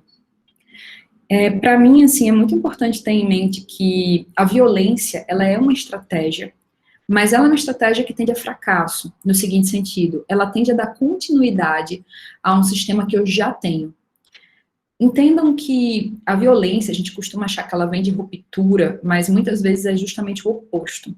Ruptura acontece porque eu tenho, na verdade, uma mudança sistemática em relação ao modo de estar no mundo, em relação a contexto, a compreensão de sociedade, a ethos mesmo, a essa cultura. Isso transforma socialmente falando. Mas quando eu falo em algo que simplesmente vem e faz por exemplo, um grito enorme e sai, isso não transforma propriamente, isso no máximo rompe, no máximo altera vencedor e perdedor, então muda o polo de quem está ganhando e quem está perdendo, para quem perdia agora ganha, quem ganha agora perde, eu perco um pouco menos, eu ganho um pouco menos, mas fica muito naquele lugar que o Sandoval trazia na reflexão inicial, de um lugar em que parece que só um pode ganhar, que há uma competição, que há uma concorrência de pretensão. E quando a gente trabalha dentro de práticas não violentas, e daí eu já deixo o convite para que quem tiver interesse, eu estou compartilhando narrativas de não violência, de comunicação não violenta no meu Instagram. São narrativas do tempo que eu vivi na Palestina e em Israel. E aí, toda vez eu gravo um videozinho pequeno, de até 6 minutos, compartilhando a narrativa de uma pessoa específica. Hoje mesmo eu coloquei um lá. Então, assim, é uma maneira da gente se pensar no mundo de uma maneira mais criativa, diferente, de uma maneira distinta. E o quanto que é, então, importante se entender enquanto sujeito, porque buscar essa responsabilidade de algo que o Sandoval trouxe na provocação dele, quando ele falava de imaginação moral, por exemplo, e também do vácuo de vivência, dessa compreensão de dor do outro, dessa polaridade, como que é importante, então, eu entender quem sou eu nesse conflito, quem sou eu nesse coletivo, quem sou eu nessa sociedade, quem sou eu nessa comunidade, quem sou eu aqui nesse espaço, o que é que eu estou fazendo aqui, como é que eu contribuo para que essa violência permaneça acontecendo e o que é que essa violência diz respeito à minha própria identidade pessoal, o que é que eu tenho me sustentado nisso. Tem um documentário que eu gosto muito, se chama Eu Não Sou Seu Negro, e que o James Baldwin vai trazendo algumas reflexões. Ele diz que a gente só tem como acabar com o racismo quando a gente entender por que o branco criou o negro. A gente só vai acabar com misoginia quando entender, por exemplo, por que o homem criou uma mulher. Quando eu digo criou, não é para dizer que negro e mulher não existisse antes, mas é que existe enquanto identidade diferencialmente posta. Ou seja, que existe enquanto alguém que eu olho e digo é diferente de mim. Antes existia só pessoa. Por que deixou de ser pessoa? O que é que trouxe para deixar de ser pessoa? Qual foi o critério? Qual a necessidade que eu tinha por trás? Qual o medo? Qual a vulnerabilidade que embasou essa estratégia de violência que eu usei contra alguém? Pensem que pessoas feridas ferem, e pensem também que num momento como esse, em que a gente está com a mil, com ansiedade, com medo, às vezes com dificuldade de dormir, outras pessoas relatando sonhos super esquisitos, um noticiário que não ajuda, uma situação no país que não está bacana, uma economia, um medo, com tudo isso, é muito comum que a gente não se sinta tão bem. E é muito comum também que a gente desconte essa violência em outra pessoa. E é muito provável que essa violência descontada seja ou em alguém que a gente está num nível mínimo de convivência, seja porque a gente está confinado com essa pessoa nesse momento, ou em alguém que a gente tem um contato, por exemplo, no trabalho, ou alguém que a gente está interagindo, ou ainda nesse lugar do virtual. É muito fácil que quando eu esteja com alguma frustração, eu simplesmente reverbere isso em palavras grosseiras e hostis com outras pessoas que eu não conheço, mas que eu sigo, por exemplo, que eu acompanho, que eu vejo em rede social. Então, como que pensar o nosso comportamento em sociedade, buscar transformar conflito e fazer um olhar mais aprofundado, pensar mais nessa conexão, envolve tudo isso num momento como esse. Essa escuta empática, ela é construída sim com habilidades, ela é desenvolvida, não que eu precise necessariamente ter um curso de ensino formal para isso, mas, obviamente, se isso é uma coisa que num contexto em que eu vivo, numa grande cidade, por exemplo, em que eu tive uma criação, um contexto de extrema violência culturalmente posta, e invisibilidade várias, assim, é mais fácil que eu consiga ter um comportamento mais desse lugar da imaginação moral, mais ético e mais tendente a me ver como parte desse coletivo de uma maneira mais total, se eu tenho um desenvolvimento de habilidades. E para isso a gente tem diversas formações, diversos cursos, leituras, documentários, diversos mecanismos que a gente pode entrar em contato, a depender do que é importante para a gente. Posso deixar algumas sugestões, se for de interesse também, porque eu vi que algumas pessoas perguntaram sobre habilidades. Eu acho, por exemplo, a comunicação não violenta uma excelente habilidade, tanto para transformar conflito, para atuar com justiça restaurativa e para essas questões também de autoempatia. Só que a comunicação não violenta costuma ser vista de uma maneira bem limitada. Normalmente, aqui no Brasil, as pessoas acreditam que ela foi criada pelo Marshall Rosenberg, que ele, na verdade, só sistematizou. Acreditam, às vezes, que é uma teoria que se limita a 4 passos, ou que é só uma abordagem exemplificativa, tem tanto mais coisa, então ela precisa ser, antes de tudo, compreendida com maior profundidade. E até deixo em comentário, assim, em consideração, que tem um livro recente que a gente publicou, tem vários capítulos meus, sozinha ou com o meu sócio, mas que a gente publicou pelo Instituto Pazes, que a gente disponibilizou ele gratuito, ele está na Amazon, para quem quiser ter físico, porque às vezes a pessoa prefere ler, sublinhar e tal, e a gente colocou a preço de custo, mas quem quiser ele em PDF, a gente dá gratuito também, e quem tiver o Kindle Unlimited tem lá para baixar gratuito também. Se quiser nesse tema e ou qualquer outro tema que eu tenha material, eu me disponibilizo, tudo que é material que eu publico eu também pirateio, então se vocês quiserem qualquer coisa que eu publiquei, basta falar diretamente comigo que eu compartilho. E acho que das considerações gerais, deixa eu só ver aqui se tem, eu acho que tem outra pergunta, só um instante. Se alguém quiser também fazer alguma outra consideração, só lendo as perguntas que estão aqui. Tá, é sobre comunicação não violenta, esse do outro livro que você falou. Olha só, fizeram uma pergunta em relação a interesses difusos e coletivos, foi citado Mariana, por exemplo, sobre se eu acredito que o sistema de justiça ou a justiça restaurativa seria uma melhor via. Eu não acho que tem uma resposta pronta. Eu acho que quando a gente pensa em conflito e pensa em algum método ou alguma abordagem adequada, a gente primeiro tem que olhar o conflito, os sujeitos, o contexto, o que aquelas pessoas querem, porque em alguns momentos as pessoas não querem transformação, elas só querem resolução, porque às vezes elas não dão conta mesmo de colocar em consideração naquele momento, elas até conseguem ver ampliadamente aquela situação, mas elas não conseguem transformá-la. Várias vezes eu vejo uma situação importante para mim, e eu digo, meu Deus, mas eu não dou conta de agir aqui agora, que bom que eu já enxergo. Então, assim, a gente tem que ver o que esses sujeitos querem, o que eles dispõem naquele momento, quais talentos e recursos eles têm, quais suas necessidades, como que está essa situação em relação a trauma naquele momento, será que abordar com profundidade contexto é importante agora, ou será que isso não é legal nessa situação? Então, acho que a gente tem que fazer uma pergunta mais ampliada, não tem uma resposta fixa, pronta, teórica para te dar. Eu estou falando especificamente para o Silvio, que fez essa pergunta. Mas o que eu posso te dizer, Silvio, e que é uma coisa que o Howard Zinn também fala, é que quanto maior o dano, maior também o potencial restaurativo. Então, um caso como esse de Mariana, de Brumadinho, podem sim ter um potencial restaurativo enorme. Mas eu, pessoalmente, fui chamada para trabalhar em Brumadinho, e quando me chamaram pela minha prática de justiça restaurativa. E eu expliquei que eu achava que, nesse momento, eu não achava que era a melhor prática possível para agir lá, no meu ponto de vista, naquele sentido do que me apresentaram, dos conflitos que estavam me apresentando. Então, o que eu pensei foi, seria mais importante nesse momento, ao invés de talvez criar mais trauma, porque as pessoas já estão sobrecarregadas, e abordar esse conflito com profundidade nesse momento, quando ele está tão vivo, poderia ser um fator gerador de trauma, e um dos meus princípios e também da justiça restaurativa é não gerar mais dano, o mundo não precisa da gente para gerar mais dano. Então eu pensei o seguinte, talvez abordar o conflito agora não seja exatamente o melhor momento.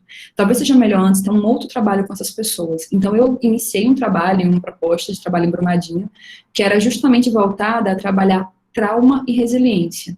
Consciência de trauma, para com a consciência de trauma poder quebrar, romper com ciclos de violência que eu pratico comigo mesmo, por estar naquela situação de estresse, de sobrecarregamento, de desconexão, e também com o outro. E aí eu vou dar alguns exemplos, que é bem recorrente nesse lugar, né, em Brumadinho, e também em Mariana, pelo que eu tenho notícia. Consumo abusivo de álcool e drogas, ideação suicida, rompimento de núcleos familiares mais consistentes, algumas violências em relação à autoestima, que chegam muitas vezes a colocar a pessoa no sentido de ansiedade tão profundo e de desânimo tão profundo que chega a levar a uma depressão, no sentido do patológico mesmo.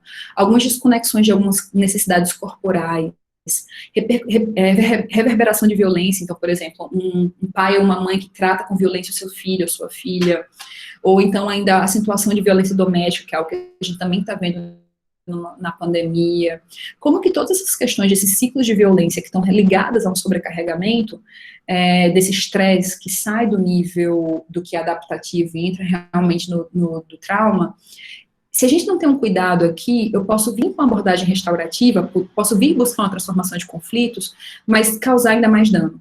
Então, eu preferi, nesse lugar que eu via que era muito sensível, que era um dano coletivo muito forte, que havia uma sociedade que havia quase que uma proibição de ser feliz, que era o que eu identificava em Brumadinho. Eu identificava muito fortemente que as pessoas lá tinham uma ideia de que, porque está todo mundo embaixo da lama, literalmente, a gente não pode ser feliz, ninguém pode ter felicidade. Como assim comemorar aniversário, comemorar Natal? Olha só como a gente tá. Você não tá vendo que alguém tá triste? Como assim viajar? Como assim fazer intercâmbio? Você não tá vendo que a gente tá embaixo da lama? Então, assim, quase que um lugar de não poder ser feliz, de estar todo mundo nivelado por baixo. E aí, justamente por isso, é que eu achei que era melhor lá, especificamente, nesse contexto que eu observava, eu propus uma abordagem trabalhando trauma e resiliência, identificando o trauma, tendo consciência de trauma, identificando os ciclos de violência, para poder, então, romper com esses ciclos, e aí sim construir práticas de resiliência. E quando começar a arejar esse lugar com essas práticas de resiliência, dá então abertura para uma prática mais restaurativa, no sentido de um método para conflito. Porque essa abordagem de trauma e resiliência já é restaurativa e já é transformativa, mas ela não está focada propriamente no conflito, ela ainda está num lugar, nesse momento, num lugar que está tangenciando esse conflito e que está, na verdade, causando em muitos aspectos um conflito com violência. Eu vi também, quanto falar a referencial de transformação de conflitos, o John Paul Lederer é um grande referencial para mim.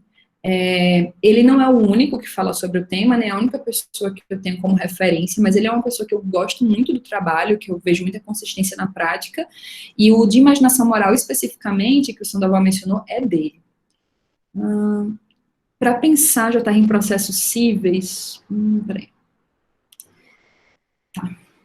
Tem uma outra pergunta aqui, Sandoval, acho que eu já falei muito, talvez esteja até cansativa para todo mundo, mas assim, eu vou só trazer essa, porque eu acho que é tão importante, que foi trazida em relação à justiça restaurativa em processos cíveis. Falava-se estimular a justiça restaurativa no judiciário, não seria justamente da autonomia das partes e tirar essa justiça restaurativa da comunidade. Eu não sei o nome da pessoa porque está como se fosse um escritório, mas eu queria dizer que em muitos aspectos eu concordo com a pressuposição que tem aqui, que eu acho que o lugar central da justiça restaurativa, e não só do conflito de uma maneira geral, é o lugar do que sou eu, né? No caso, eu, Maiara, sou a melhor pessoa para compreender, entender, gerir e transformar meu próprio conflito. Cada um, não há ninguém que entenda melhor sua própria dor do que você mesmo. Claro que ter um profissional ao seu lado para estimular com perguntas abertas e reflexivas, para trazer algumas questões, isso é muito importante. Mas o que eu quero dizer a vocês é que a minha autocompreensão e a minha autogestão em relação aos meus conflitos é muito importante. Essa é uma autonomia muito relevante. Então, para mim, o sistema de justiça deveria ser usado residualmente. Ele deveria ser usado não como uma primeira metodologia, ou primeira forma, uma primeira alternativa. Quando eu também sou advogada, e quando as pessoas me procuram, por exemplo, com um conflito, normalmente, quando ele tenta judicializar a questão, eu falo, olha, é isso que você quer? Eu vou explicar as consequências disso, eu vou explicar o tempo disso, que o tempo do judiciário não é o tempo da vida. Eu vou explicar o manejo disso, que isso envolve os custos, e eu vou te levar, o que é que você precisa aqui? É isso que eu tenho que saber. Se o que você precisa, se você quer realmente isso por alguma razão, tudo bem. Mas se o que você precisa é, por exemplo, conexão, é um pedido de desculpas, é uma compreensão mais aprofundada, é uma noção de segurança, se você precisa disso, o judiciário não vai resolver. Então, se você precisa disso, talvez a melhor situação para você justamente trabalhar isso de uma outra maneira. E eu explico possibilidades várias, porque é difícil você querer fazer uma coisa que você não conhece, né, que você não sabe que existe. Então eu explico para a pessoa para que ela possa entender se é aquilo que ela quer ou não. Então eu entendo o pressuposto dessa pergunta em relação a tirar isso da comunidade, mas eu, ao mesmo tempo que, se a própria pessoa, o próprio sujeito, levou isso até o judiciário, e em algumas razões o judiciário é muito importante, e eu acho que em alguns, a justiça restaurativa, ela não é contrária ao sistema de justiça, ela é complementar. Imaginem, por exemplo, algumas questões em relação ao direito do consumidor. O que a gente ia poder fazer individualmente? Eu sei que a gente poderia organizar um boicote, eu sei que a gente poderia fazer algumas coisas, mas é muito menos palatável, palpável, provável que isso ia ter uma repercussão grande do que, às vezes, uma ação dentro do judiciário. Então, pensar que é um sistema complementar, que nenhum exclui o outro, mas que eles têm visões de justiça distintas, é muito importante. E entender que quando é dentro do judiciário, é importante ter em mente que não é o judiciário atuando de qualquer jeito, ou seja, dentro do seu procedimento tradicional, e simplesmente tacando a justiça restaurativa ali. É um outro lugar. Então, aqui em Belo Horizonte, por exemplo, eu atuo em vários lugares que se comunicam com esse sistema de justiça. Eu atuo, por exemplo, dentro do socioeducativo, ou seja, adolescentes, autores de ato infracional, que são aqueles atos que são análogos a crime. Eu atuo em conflitos familiares, do que daria uma vara civil especializada, por exemplo. Eu atuo em conflitos de vizinhança. Eu atuo em vários conflitos que eles poderiam estar dentro de um rito muito próprio do judiciário, mas que quando eu atuo com a justiça restaurativa, eles, mesmo que já esteja judicializado, precisa ter um tratamento muito próprio. Eu vou dar o exemplo maior, que eu acho que é o mais característico, que é o que a gente tem aqui em BH, na infância e juventude. Porque aqui, o que a gente faz é o seguinte, a gente tem uma audiência preliminar. Nessa audiência, se for identificado um potencial restaurativo e as pessoas têm voluntariedade, interesse em participar da justiça restaurativa, elas podem participar, elas pedem para participar. O processo, se ele já teve início, o processo é então suspenso. Se o processo não teve início, o processo simplesmente fica em aguardo, quando, por exemplo, o Ministério Público ainda não ofereceu, fica nesse momento aqui anterior, esperando para ver no que é que vai dar disso aqui. Mas, normalmente, e mesmo que já esteja em uma fase de execução, eu já atuei em processo em fase de execução, mas que continuou a execução da medida e, em paralelo, a gente atuou com justiça restaurativa. Mas vamos dizer no caso normal, assim, na maioria dos casos, o processo é suspenso. Quando ele é suspenso, a cada 30 dias, o judiciário precisa movimentar esses processos, porque como criança e adolescente é um grupo em especial condição de desenvolvimento, é um grupo que merece maior proteção, os processos têm que ser movimentados em, no máximo, 30 dias. Então, o que é que passa?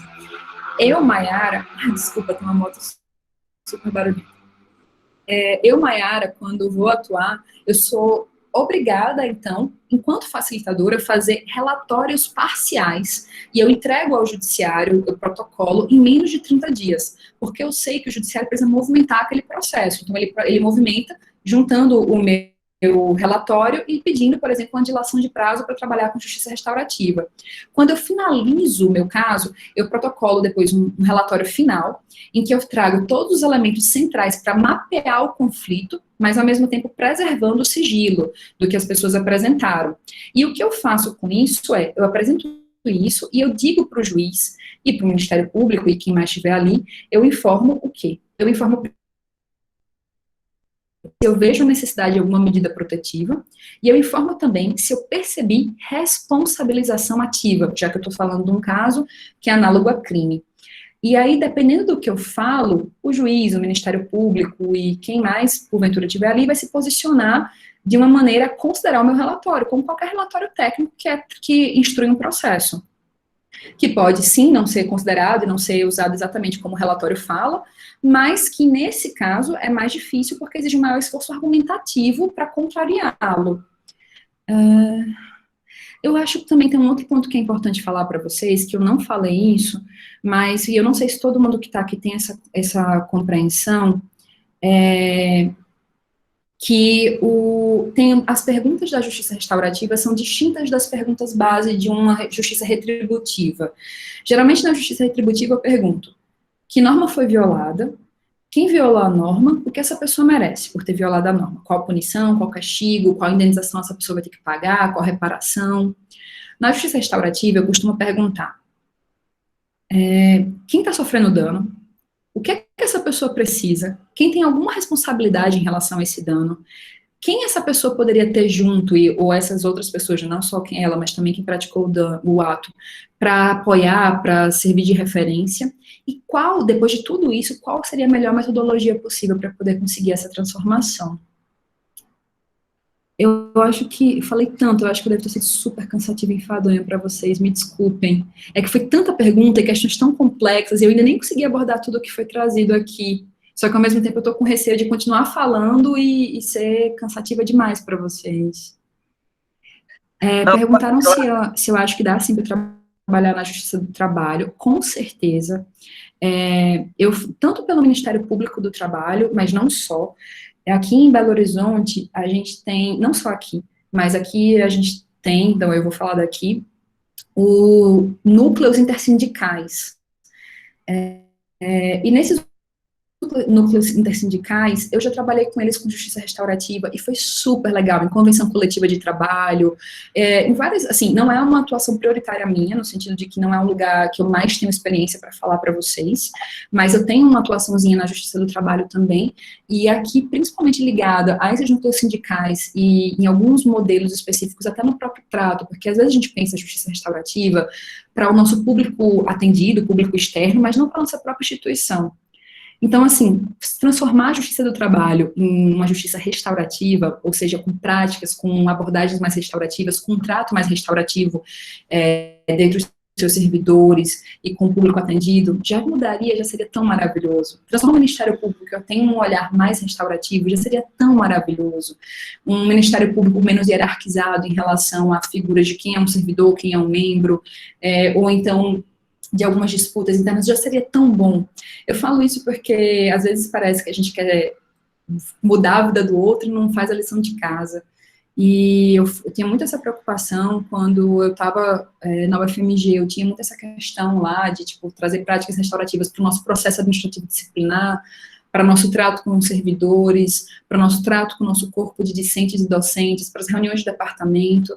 E agora que eu estou na PUC e no Instituto Pazes, assim, o tanto que eu me preocupo com essas mesmas questões no trato com os alunos, com os profissionais, na maneira como a gente se relaciona, na maneira como a gente tem um contato. Então, eu acho que tudo isso perpassa também, ainda, eu acho que ela pode ser sim aplicada na Justiça do Trabalho, no Ministério Público do Trabalho, mas ainda que não fosse com público específico, com jurisdicionado, seria também com esse trato interno, entende? De humanização interna, porque nossas instituições têm muito a se restaurar.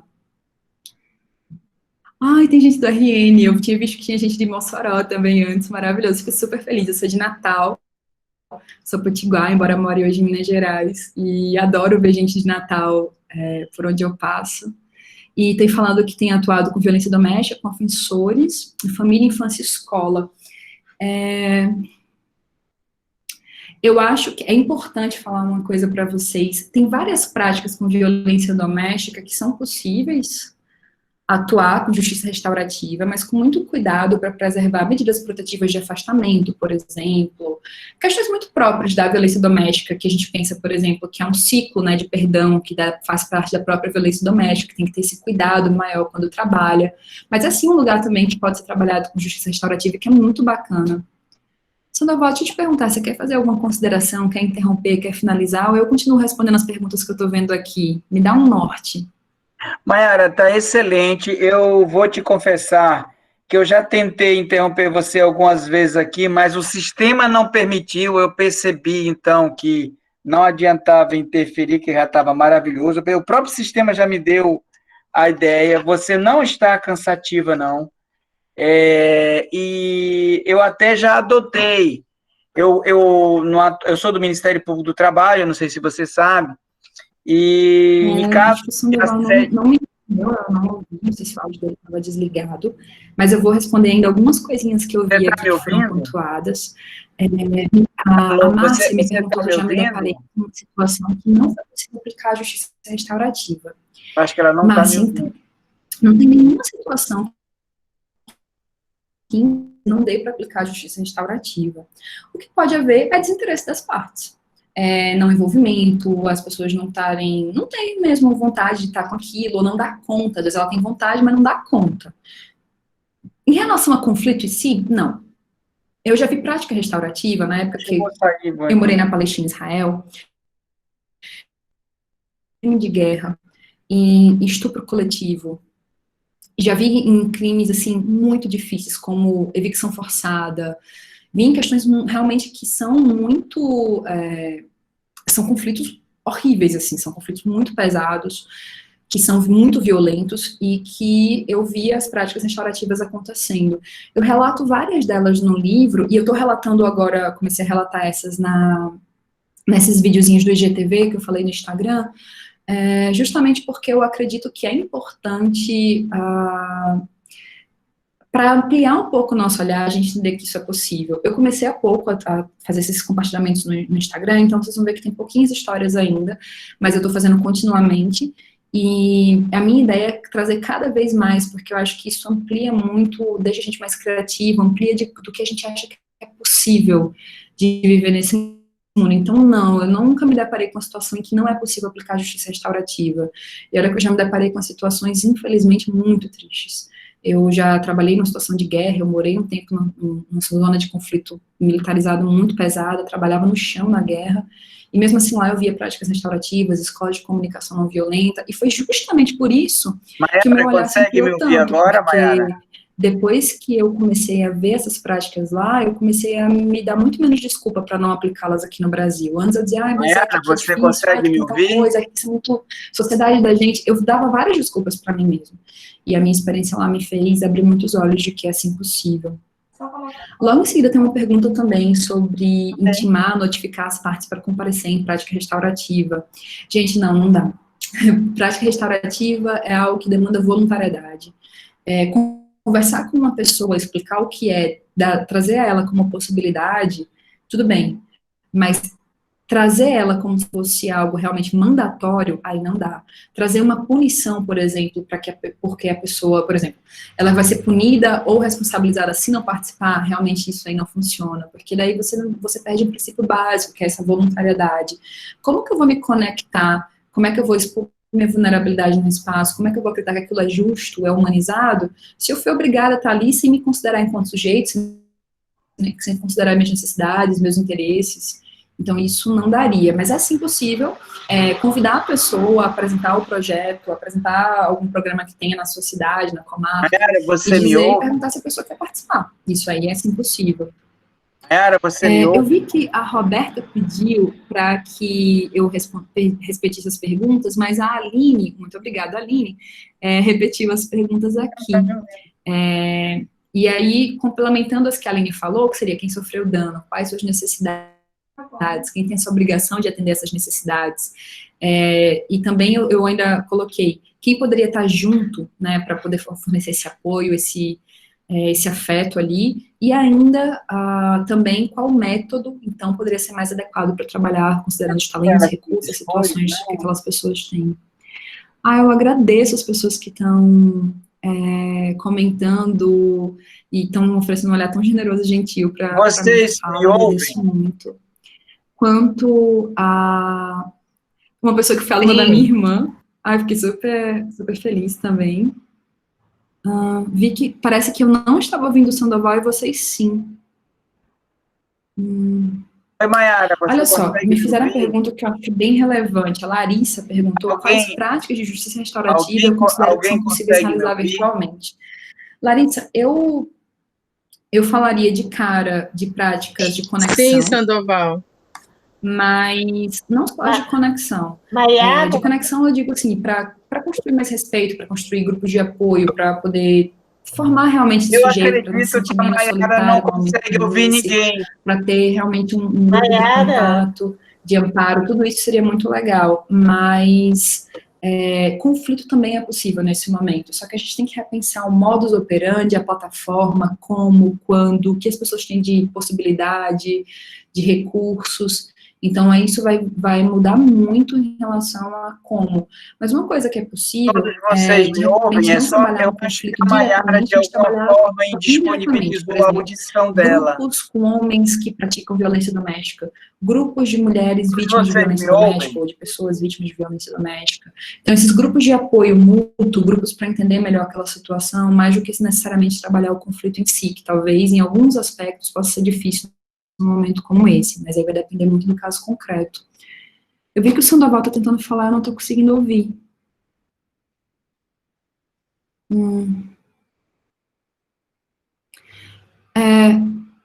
Sandoval, não estou te ouvindo agora. Você pode tentar falar de novo para eu ver se eu consigo te ouvir? Mayara, eu acho que ninguém te ouve. Você não ouve ninguém, Mayara. Você deve ter indisponibilizado. Você deve ter. Estou ouvindo agora. Me ouvindo agora? Alô? Estou te ouvindo, me desculpa. Eu acho que você deve ter tocado em algum teclado aí no seu computador que deve ter indisponibilizado a sua audição aí. Aí eu tentei falar. Então, mas olha, tá me ouvindo bem agora? Eu acho que todo mundo estava me ouvindo. Está me ouvindo bem agora, Mayara? Me desculpa não ter conseguido te ouvir antes. E teve uma hora que eu te fiz pergunta e fiquei sem saber e fiquei sem norte. Me desculpa, eu tinha realmente... Não, você não ficou sem norte, não. Você está mais que norteada. Não tem nada melhor. Foi maravilhoso. Eu acho que até foi, assim, algo que o próprio sistema, os computadores resolveram fazer isso. Foi perfeito. Não teve nada de... Não tem o que desculpar. Foi maravilhoso, tudo. Mayara, o seguinte, eu tentei até te interromper algumas vezes, mas eu acredito que tinha alguma coisa que você não estava conseguindo me ouvir, aí eu deixava você falar porque estava bom demais. Mayara, uma coisa interessante que talvez você pudesse falar e para a gente se encaminhar para as tratativas finais, não porque você ficou falando demais, não porque ficou cansativo, não. O assunto é tão bonito, é tão bom, o assunto é tão maravilhoso, que eu acredito que ainda consumiria mais 2 horas mesmo, se não fosse o cansaço humano, estaria gostando. E você teria como falar alguma coisa sobre 2 coisas que você provocou e uma experiência? Eu sou do Ministério Público do Trabalho, não sei se você sabe, e eu, em alguns casos de assédio moral, eu tentei aplicar a justiça restaurativa. E eu fiz uma experiência interessante que impacta a sua pergunta, uma das suas afirmações. Mas uma coisa seria, como é que você vê a produção de causas conflitivas coletivas com a consequência individual suportada? Ou seja, quem suporta é um indivíduo só, aquele que, de alguma forma, se desequilibra aí e segue aquela causa. A outra, Maiara, para se caminhar para o final e a gente pode dar as tratativas finais pelo tempo, foi o seguinte: em um caso meu, no Ministério Público do Trabalho, o Ministério Público do Trabalho pode conduzir coercitivamente alguém a sentar. Eu até escrevi na minha tese que ninguém é forçado a dialogar, mas em algum momento você pode sim usar algum instrumento para que a pessoa sente. E eu notifiquei uma pessoa, e obviamente veio uma pessoa de fora, não fui eu o facilitador, teve um amigo do Ministério Público que foi o facilitador, e eu convoquei, e a pessoa foi por convocação, não foi por eu tentei voluntariamente. E foi algo que eu não posso te dizer que foi 100% bem sucedido, mas foi uns 80% sucedido, foi um sucesso de 80% aproximadamente. Acalmou um conflito que estava reverberando uma violência absurda, inclusive com ameaças de morte, inclusive com ameaças de violência, pessoas sendo tratadas por psicólogos, outros por psiquiatras, medicamentos, ou seja, tinha realmente assim um caldeirão. E eu utilizei a força, não para que as pessoas sentassem, só para sentar. Todos sentaram e desenvolveu, a técnica utilizada foi de um processo circular, desenvolveu e teve um razoável sucesso. O que tu me dizes da ideia da causa coletiva suportada individualmente e de uma experiência desse tipo? O que tu falas sobre isso? E eu fiz isso, Maiara, inclusive na ideia de eu vou contrariar esse mandamento, eu vou fazer diferente, vou ver onde que dá isso. Já que a única possibilidade que eu tinha era de judicializar, e para mim eu iria prejudicar muito mais do que adotando essas técnicas. Tu me falas como isso, e aí, como adiantada a hora, você pode se encaminhar, e eu vou falar para você da minha eterna gratidão de você reservar esse seu tempo para falar conosco.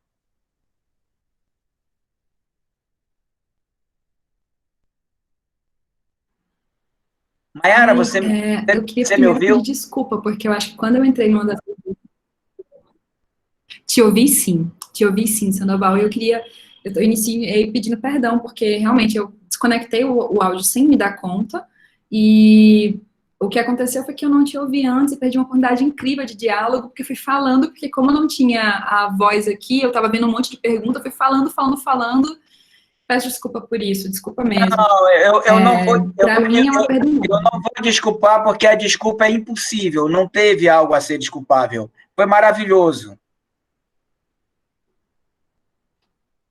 Mas, assim, e espero que no próximo momento eu possa ouvir muito mais do que falar. Sobre as provocações que trouxeste agora no final, em relação à condição coercitiva, por exemplo, e a justiça restaurativa, ela envolve voluntariedade, e é como princípio basilar dela. Voluntariedade demanda um conhecimento prévio do que é aquilo, de como acontece, de qual propósito, do que é que pode acontecer dali, do que é que pode advir ou não. Existe também uma voluntariedade que é no momento presente, ou seja, eu posso ter uma voluntariedade de começar, mas o negócio foi tomando um rumo e eu não quero mais, eu poder desistir sem ser prejudicada. E a voluntariedade exige também uma compreensão geral de quem serei eu e de como as minhas necessidades podem ser atendidas naquela situação. E aí sim eu digo, quero ou não quero participar. Maiara, O que acontece é que é possível que isso aconteça. Pode falar. Maiara, o que acontece? Deixa eu dar mais um detalhe do caso para você raciocinar maravilhosamente. Foi feito um convite, as pessoas foram voluntariamente com a facilitadora, foi explicado toda a metodologia, foi escolhido o processo circular, e uma das pessoas disse, não, eu não sento perto dessa pessoa, eu não sento. E aí depois foi conduzido ela, então foi algo dito dessa forma, desse jeito, e chegando lá no processo circular, ela disse, tá, eu quero. O caso foi assim, foi conduzido, a pessoa disse, não vou, foi conduzido, É só para sentar, você pode dizer que não quer e pode ir embora, tranquilo, só queria que viesse até aqui, veio. Se vocês quiserem ir embora, podem ir embora, vieram advogados e tudo mais, tranquilo, vocês fiquem à vontade. Obviamente, não fui eu, porque foi a facilitadora, e eles ficaram e a coisa deu uns 80% com vontade, não foi forçado nada sobre os consensos ou acordos firmados no processo circular.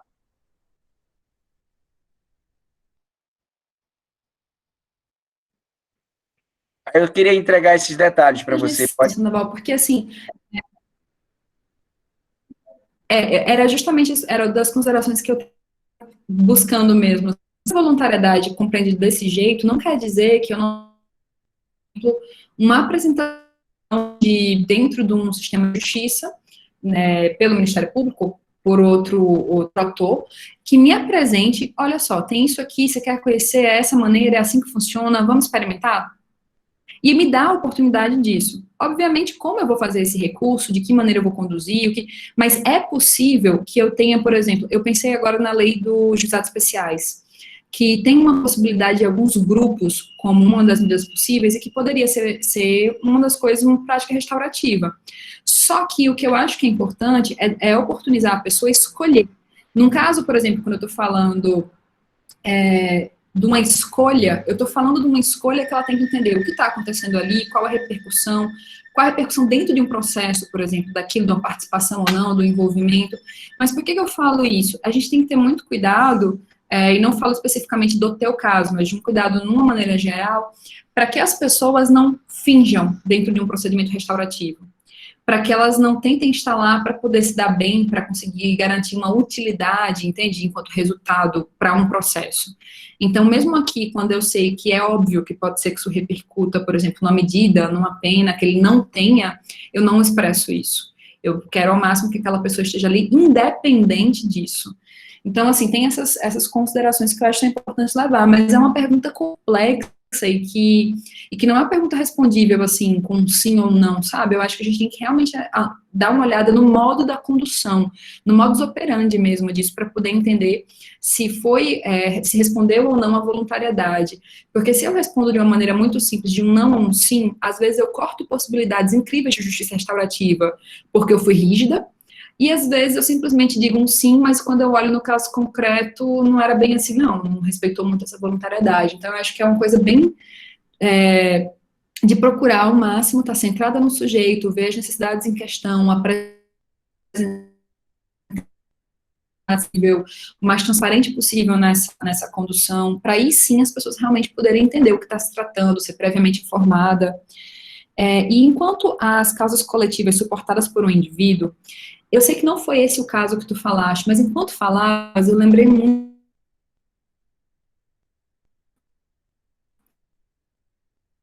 que eu dei. Alô, A maioria a maioria... Deu para ouvir? Falhou, mas depois eu ouvi. Você disse que ia falar de um caso e depois falhou. Você lembrou de um caso, eu não sei qual foi o caso, eu acho que ninguém ouviu qual foi o caso. Era um caso que foi quando eu dei um curso de justiça restaurativa para membros do Ministério Público do Espírito Santo. Que um dos promotores, ele falou comigo sobre a possibilidade de usar a justiça restaurativa num crime de colarinho branco, por exemplo. Ele lidava especificamente com corrupção, com crimes relacionados à corrupção, e ele vinha falando justamente por isso.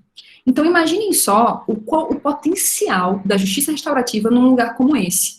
O potencial de eu entender o impacto de uma verba desviada da saúde durante uma pandemia. Por exemplo, num país imaginário qualquer em que isso possa estar acontecendo. Entendam qual é o impacto de eu ouvir a narrativa, por exemplo, de uma pessoa que perdeu um parente, de alguém que esperou numa fila, ou de uma pessoa que não teve uma UTI, ou de alguém que... Entendam o impacto de ouvir essas narrativas quando eu tenho uma causa que envolve um sem número de sujeitos, e que justamente porque envolve tantos sujeitos que eu nem consigo discernir, muitas vezes eu não consigo ver a humanidade, a dor, a vulnerabilidade, e justamente por isso eu me desresponsabilizo. Então, foi uma coisa que eu lembrei quando falaste da questão da causa coletiva suportada por um indivíduo, mas também em outro aspecto. No aspecto aspecto de que muitas vezes a força motriz e o que gerou aquilo ali não foi uma ação de um indivíduo, mas um conjunto de atos, de contextos, de culturas mesmo, de padrões de comportamento que possibilitaram que aquilo ali fosse pautado socialmente.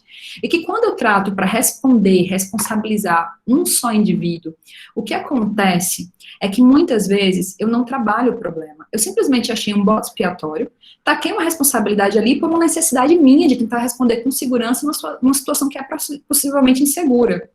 Mas que eu poderia muito bem trabalhar de uma outra maneira, se eu trabalhasse, por exemplo, impacto, se eu entendesse o que é que levou, o que é que essa pessoa pensou quando agiu dessa maneira.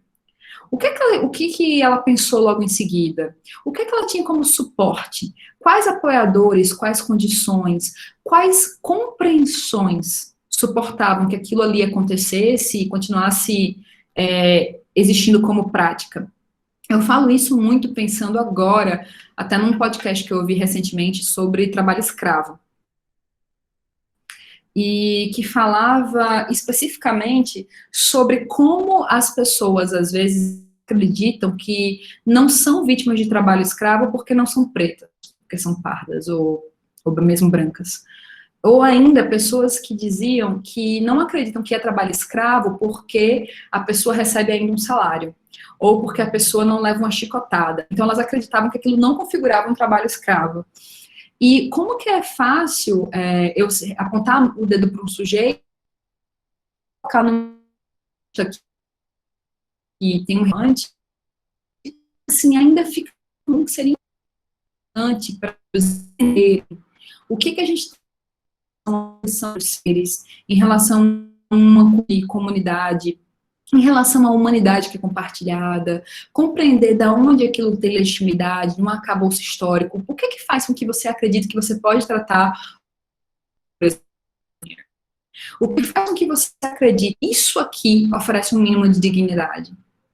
Será que você sentiria dessa maneira? Então, pensar nas necessidades dos reflexões é muito importante. Eu não sei se eu cheguei a conseguir responder bem, Sandoval, porque foram questões bem profundas que tu trouxeste, e eu fiquei super preocupada em não adiantar muito mais na hora e não falar tão mais do que eu tinha falado. Não, está excelente. Eu queria aqui encaminhar pelo adiantado da hora mesmo, dizer que realmente você não deixou nada a desejar na minha expectativa do brilhantismo de sua apresentação. Dizer que você me agraciou academicamente com suas ideias, com sua forma de pensar, que se compatibiliza muito com a linha de pesquisa do qual eu me preocupo aqui no programa de pós-graduação de Direito. Quem me acompanha, seja no grupo de pesquisa, seja onde estiver aqui como aluno meu, que tem muitos aqui, sabem disso. Você é uma das pessoas que eu coto como referência bibliográfica. Tenho um apreço acadêmico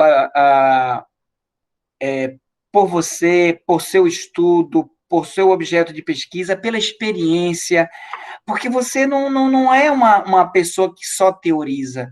Você teoriza e coloca em prática o que você teoriza.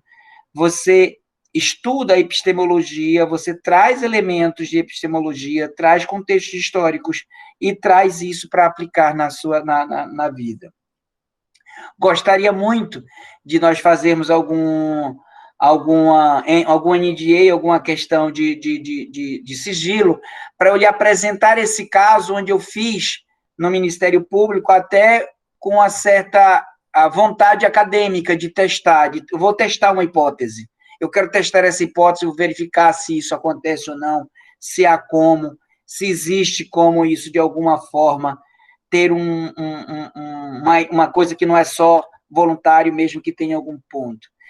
Eu agradeço você, a sua gentileza, a sua docilidade, a sua disponibilidade de passar um tempo comigo, de dar essa graça a todas as pessoas que está te ouvindo, que de alguma forma me ouve de forma coadjuvante, nisso de forma maravilhosa que você fez a exposição. Queria dar para você o encaminhamento para que você tesse as suas palavras e considerações finais, e pedir, obviamente, se era possível, em algum momento, a gente fazer alguma outra rodada. Eu tentei conversar com você no coisa, mas eu acredito que você disponibilizou, mas não trouxe qualquer tipo de prejuízo, isso eu garanto, e a gente pode ouvir pelos comentários, excelente, maravilhoso, e tudo mais. Então, eu lhe concedo a palavra pelo adiantar da hora, e deixando aqui minha eterna gratidão com seu tempo despendido conosco. Ai, Sandoval, eu nem sei por onde começar a agradecer a gentileza, pela abertura, pela generosidade. Eu volto a pedir desculpa a todos, assim, pela minha internet, que não ajudou muito, por não ter conseguido deixar com vídeo, por ter falhado várias vezes, mas eu peço desculpa especialmente por algo que eu não consigo realmente reparar, que é em relação a gente não ter ouvido mais o professor Sandoval, os debates, a reflexão, que por eu ter desligado o áudio não ter percebido. Disso eu peço, assim, realmente fico muito triste, lamento muito, e eu ficaria muitíssimo feliz em ter uma outra oportunidade de estar junto a ti, outras oportunidades de estar junto a ti, da gente dialogar realmente mais diretamente, de eu poder te ouvir muito mais. E eu queria agradecer, não só pela abertura, pelo espaço, pela oportunidade, mas também dizer que desde o nosso primeiro contato, desde o dia em que tu trouxeste reflexões tão profundas, sabe, sobre a minha tese, eu tenho uma admiração, uma gratidão, um apreço tão grande por ti, então muito obrigado por isso. É muito raro hoje alguém querer contribuir tanto com o trabalho de outra pessoa, trazer críticas, trazer contribuições. É muito maravilhoso ter a chance de ser um ser humano um pouco menos limitado, porque eu ouvi tuas considerações sobre o meu trabalho, então muito obrigada por isso. Obrigada também pelas pessoas que participaram, pelo deck querido, pelos alunos que eu vi que estavam aqui, pelos potiguares nordestinos, pelas pessoas todas que estavam aqui junto com a gente, que trouxeram reflexões tão interessantes. Eu peço desculpa se eu não consegui, em algum aspecto, responder de uma maneira satisfatória por alguma delas, e mais ainda, eu peço desculpa por não ter conseguido dialogar mais profundamente com o professor Sandoval, por ter disponibilizado o áudio. No mais, eu agradeço a vocês que ficaram até aqui com a gente, eu agradeço realmente, e foi uma oportunidade maravilhosa para mim, muito obrigada. Olha, só vou dizer o seguinte, eu já fiz os outros webinários com você, bateu todos os recordes. Recorde de inscritos, foram mais de 200, porque como é mais difícil, tem inscrição, e recorde de participantes, que eu acho que chegou perto de 80 participantes. Normalmente, fica na faixa de 30%, a gente chegou aí a quase 40% de participantes efetivos, de quase 2 horas de conversa, quase 2 horas de reflexão. Eu realmente só vou encerrar pelo adiantar da hora mesmo. Muito, muito, muito obrigado mesmo. Obviamente que eu, quando estava lá, que eu tive a oportunidade, queria te dizer que a oportunidade foi muito minha. Eu li sua tese com muito apreço e muita vontade, e talvez as considerações que eu tenha feito tenha sido muito mais uma provocação de crescimento acadêmico em relação às considerações que você pudesse trazer, mas nenhum demérito, pelo contrário, seu trabalho, sua tese de doutorado realmente merece muitos aplausos por tempos que talvez vai ultrapassar a nossa vida terrena. Meu muito obrigado pelas suas considerações. Obrigado, Mayara, por tudo. Eu que volto a agradecer, e, Sandoval, para mim seria um prazer voltar a ter a oportunidade de ouvir de forma mais dedicada. Não, eu vou organizar isso. Vamos ver o outro momento, com certeza. Vamos fazer, um compromisso meu pessoal de nós fazermos uma rodada e, quem sabe, até manter algo mais contínuo e dinâmico em uma aproximação dos programas entre Minas Gerais e Pará.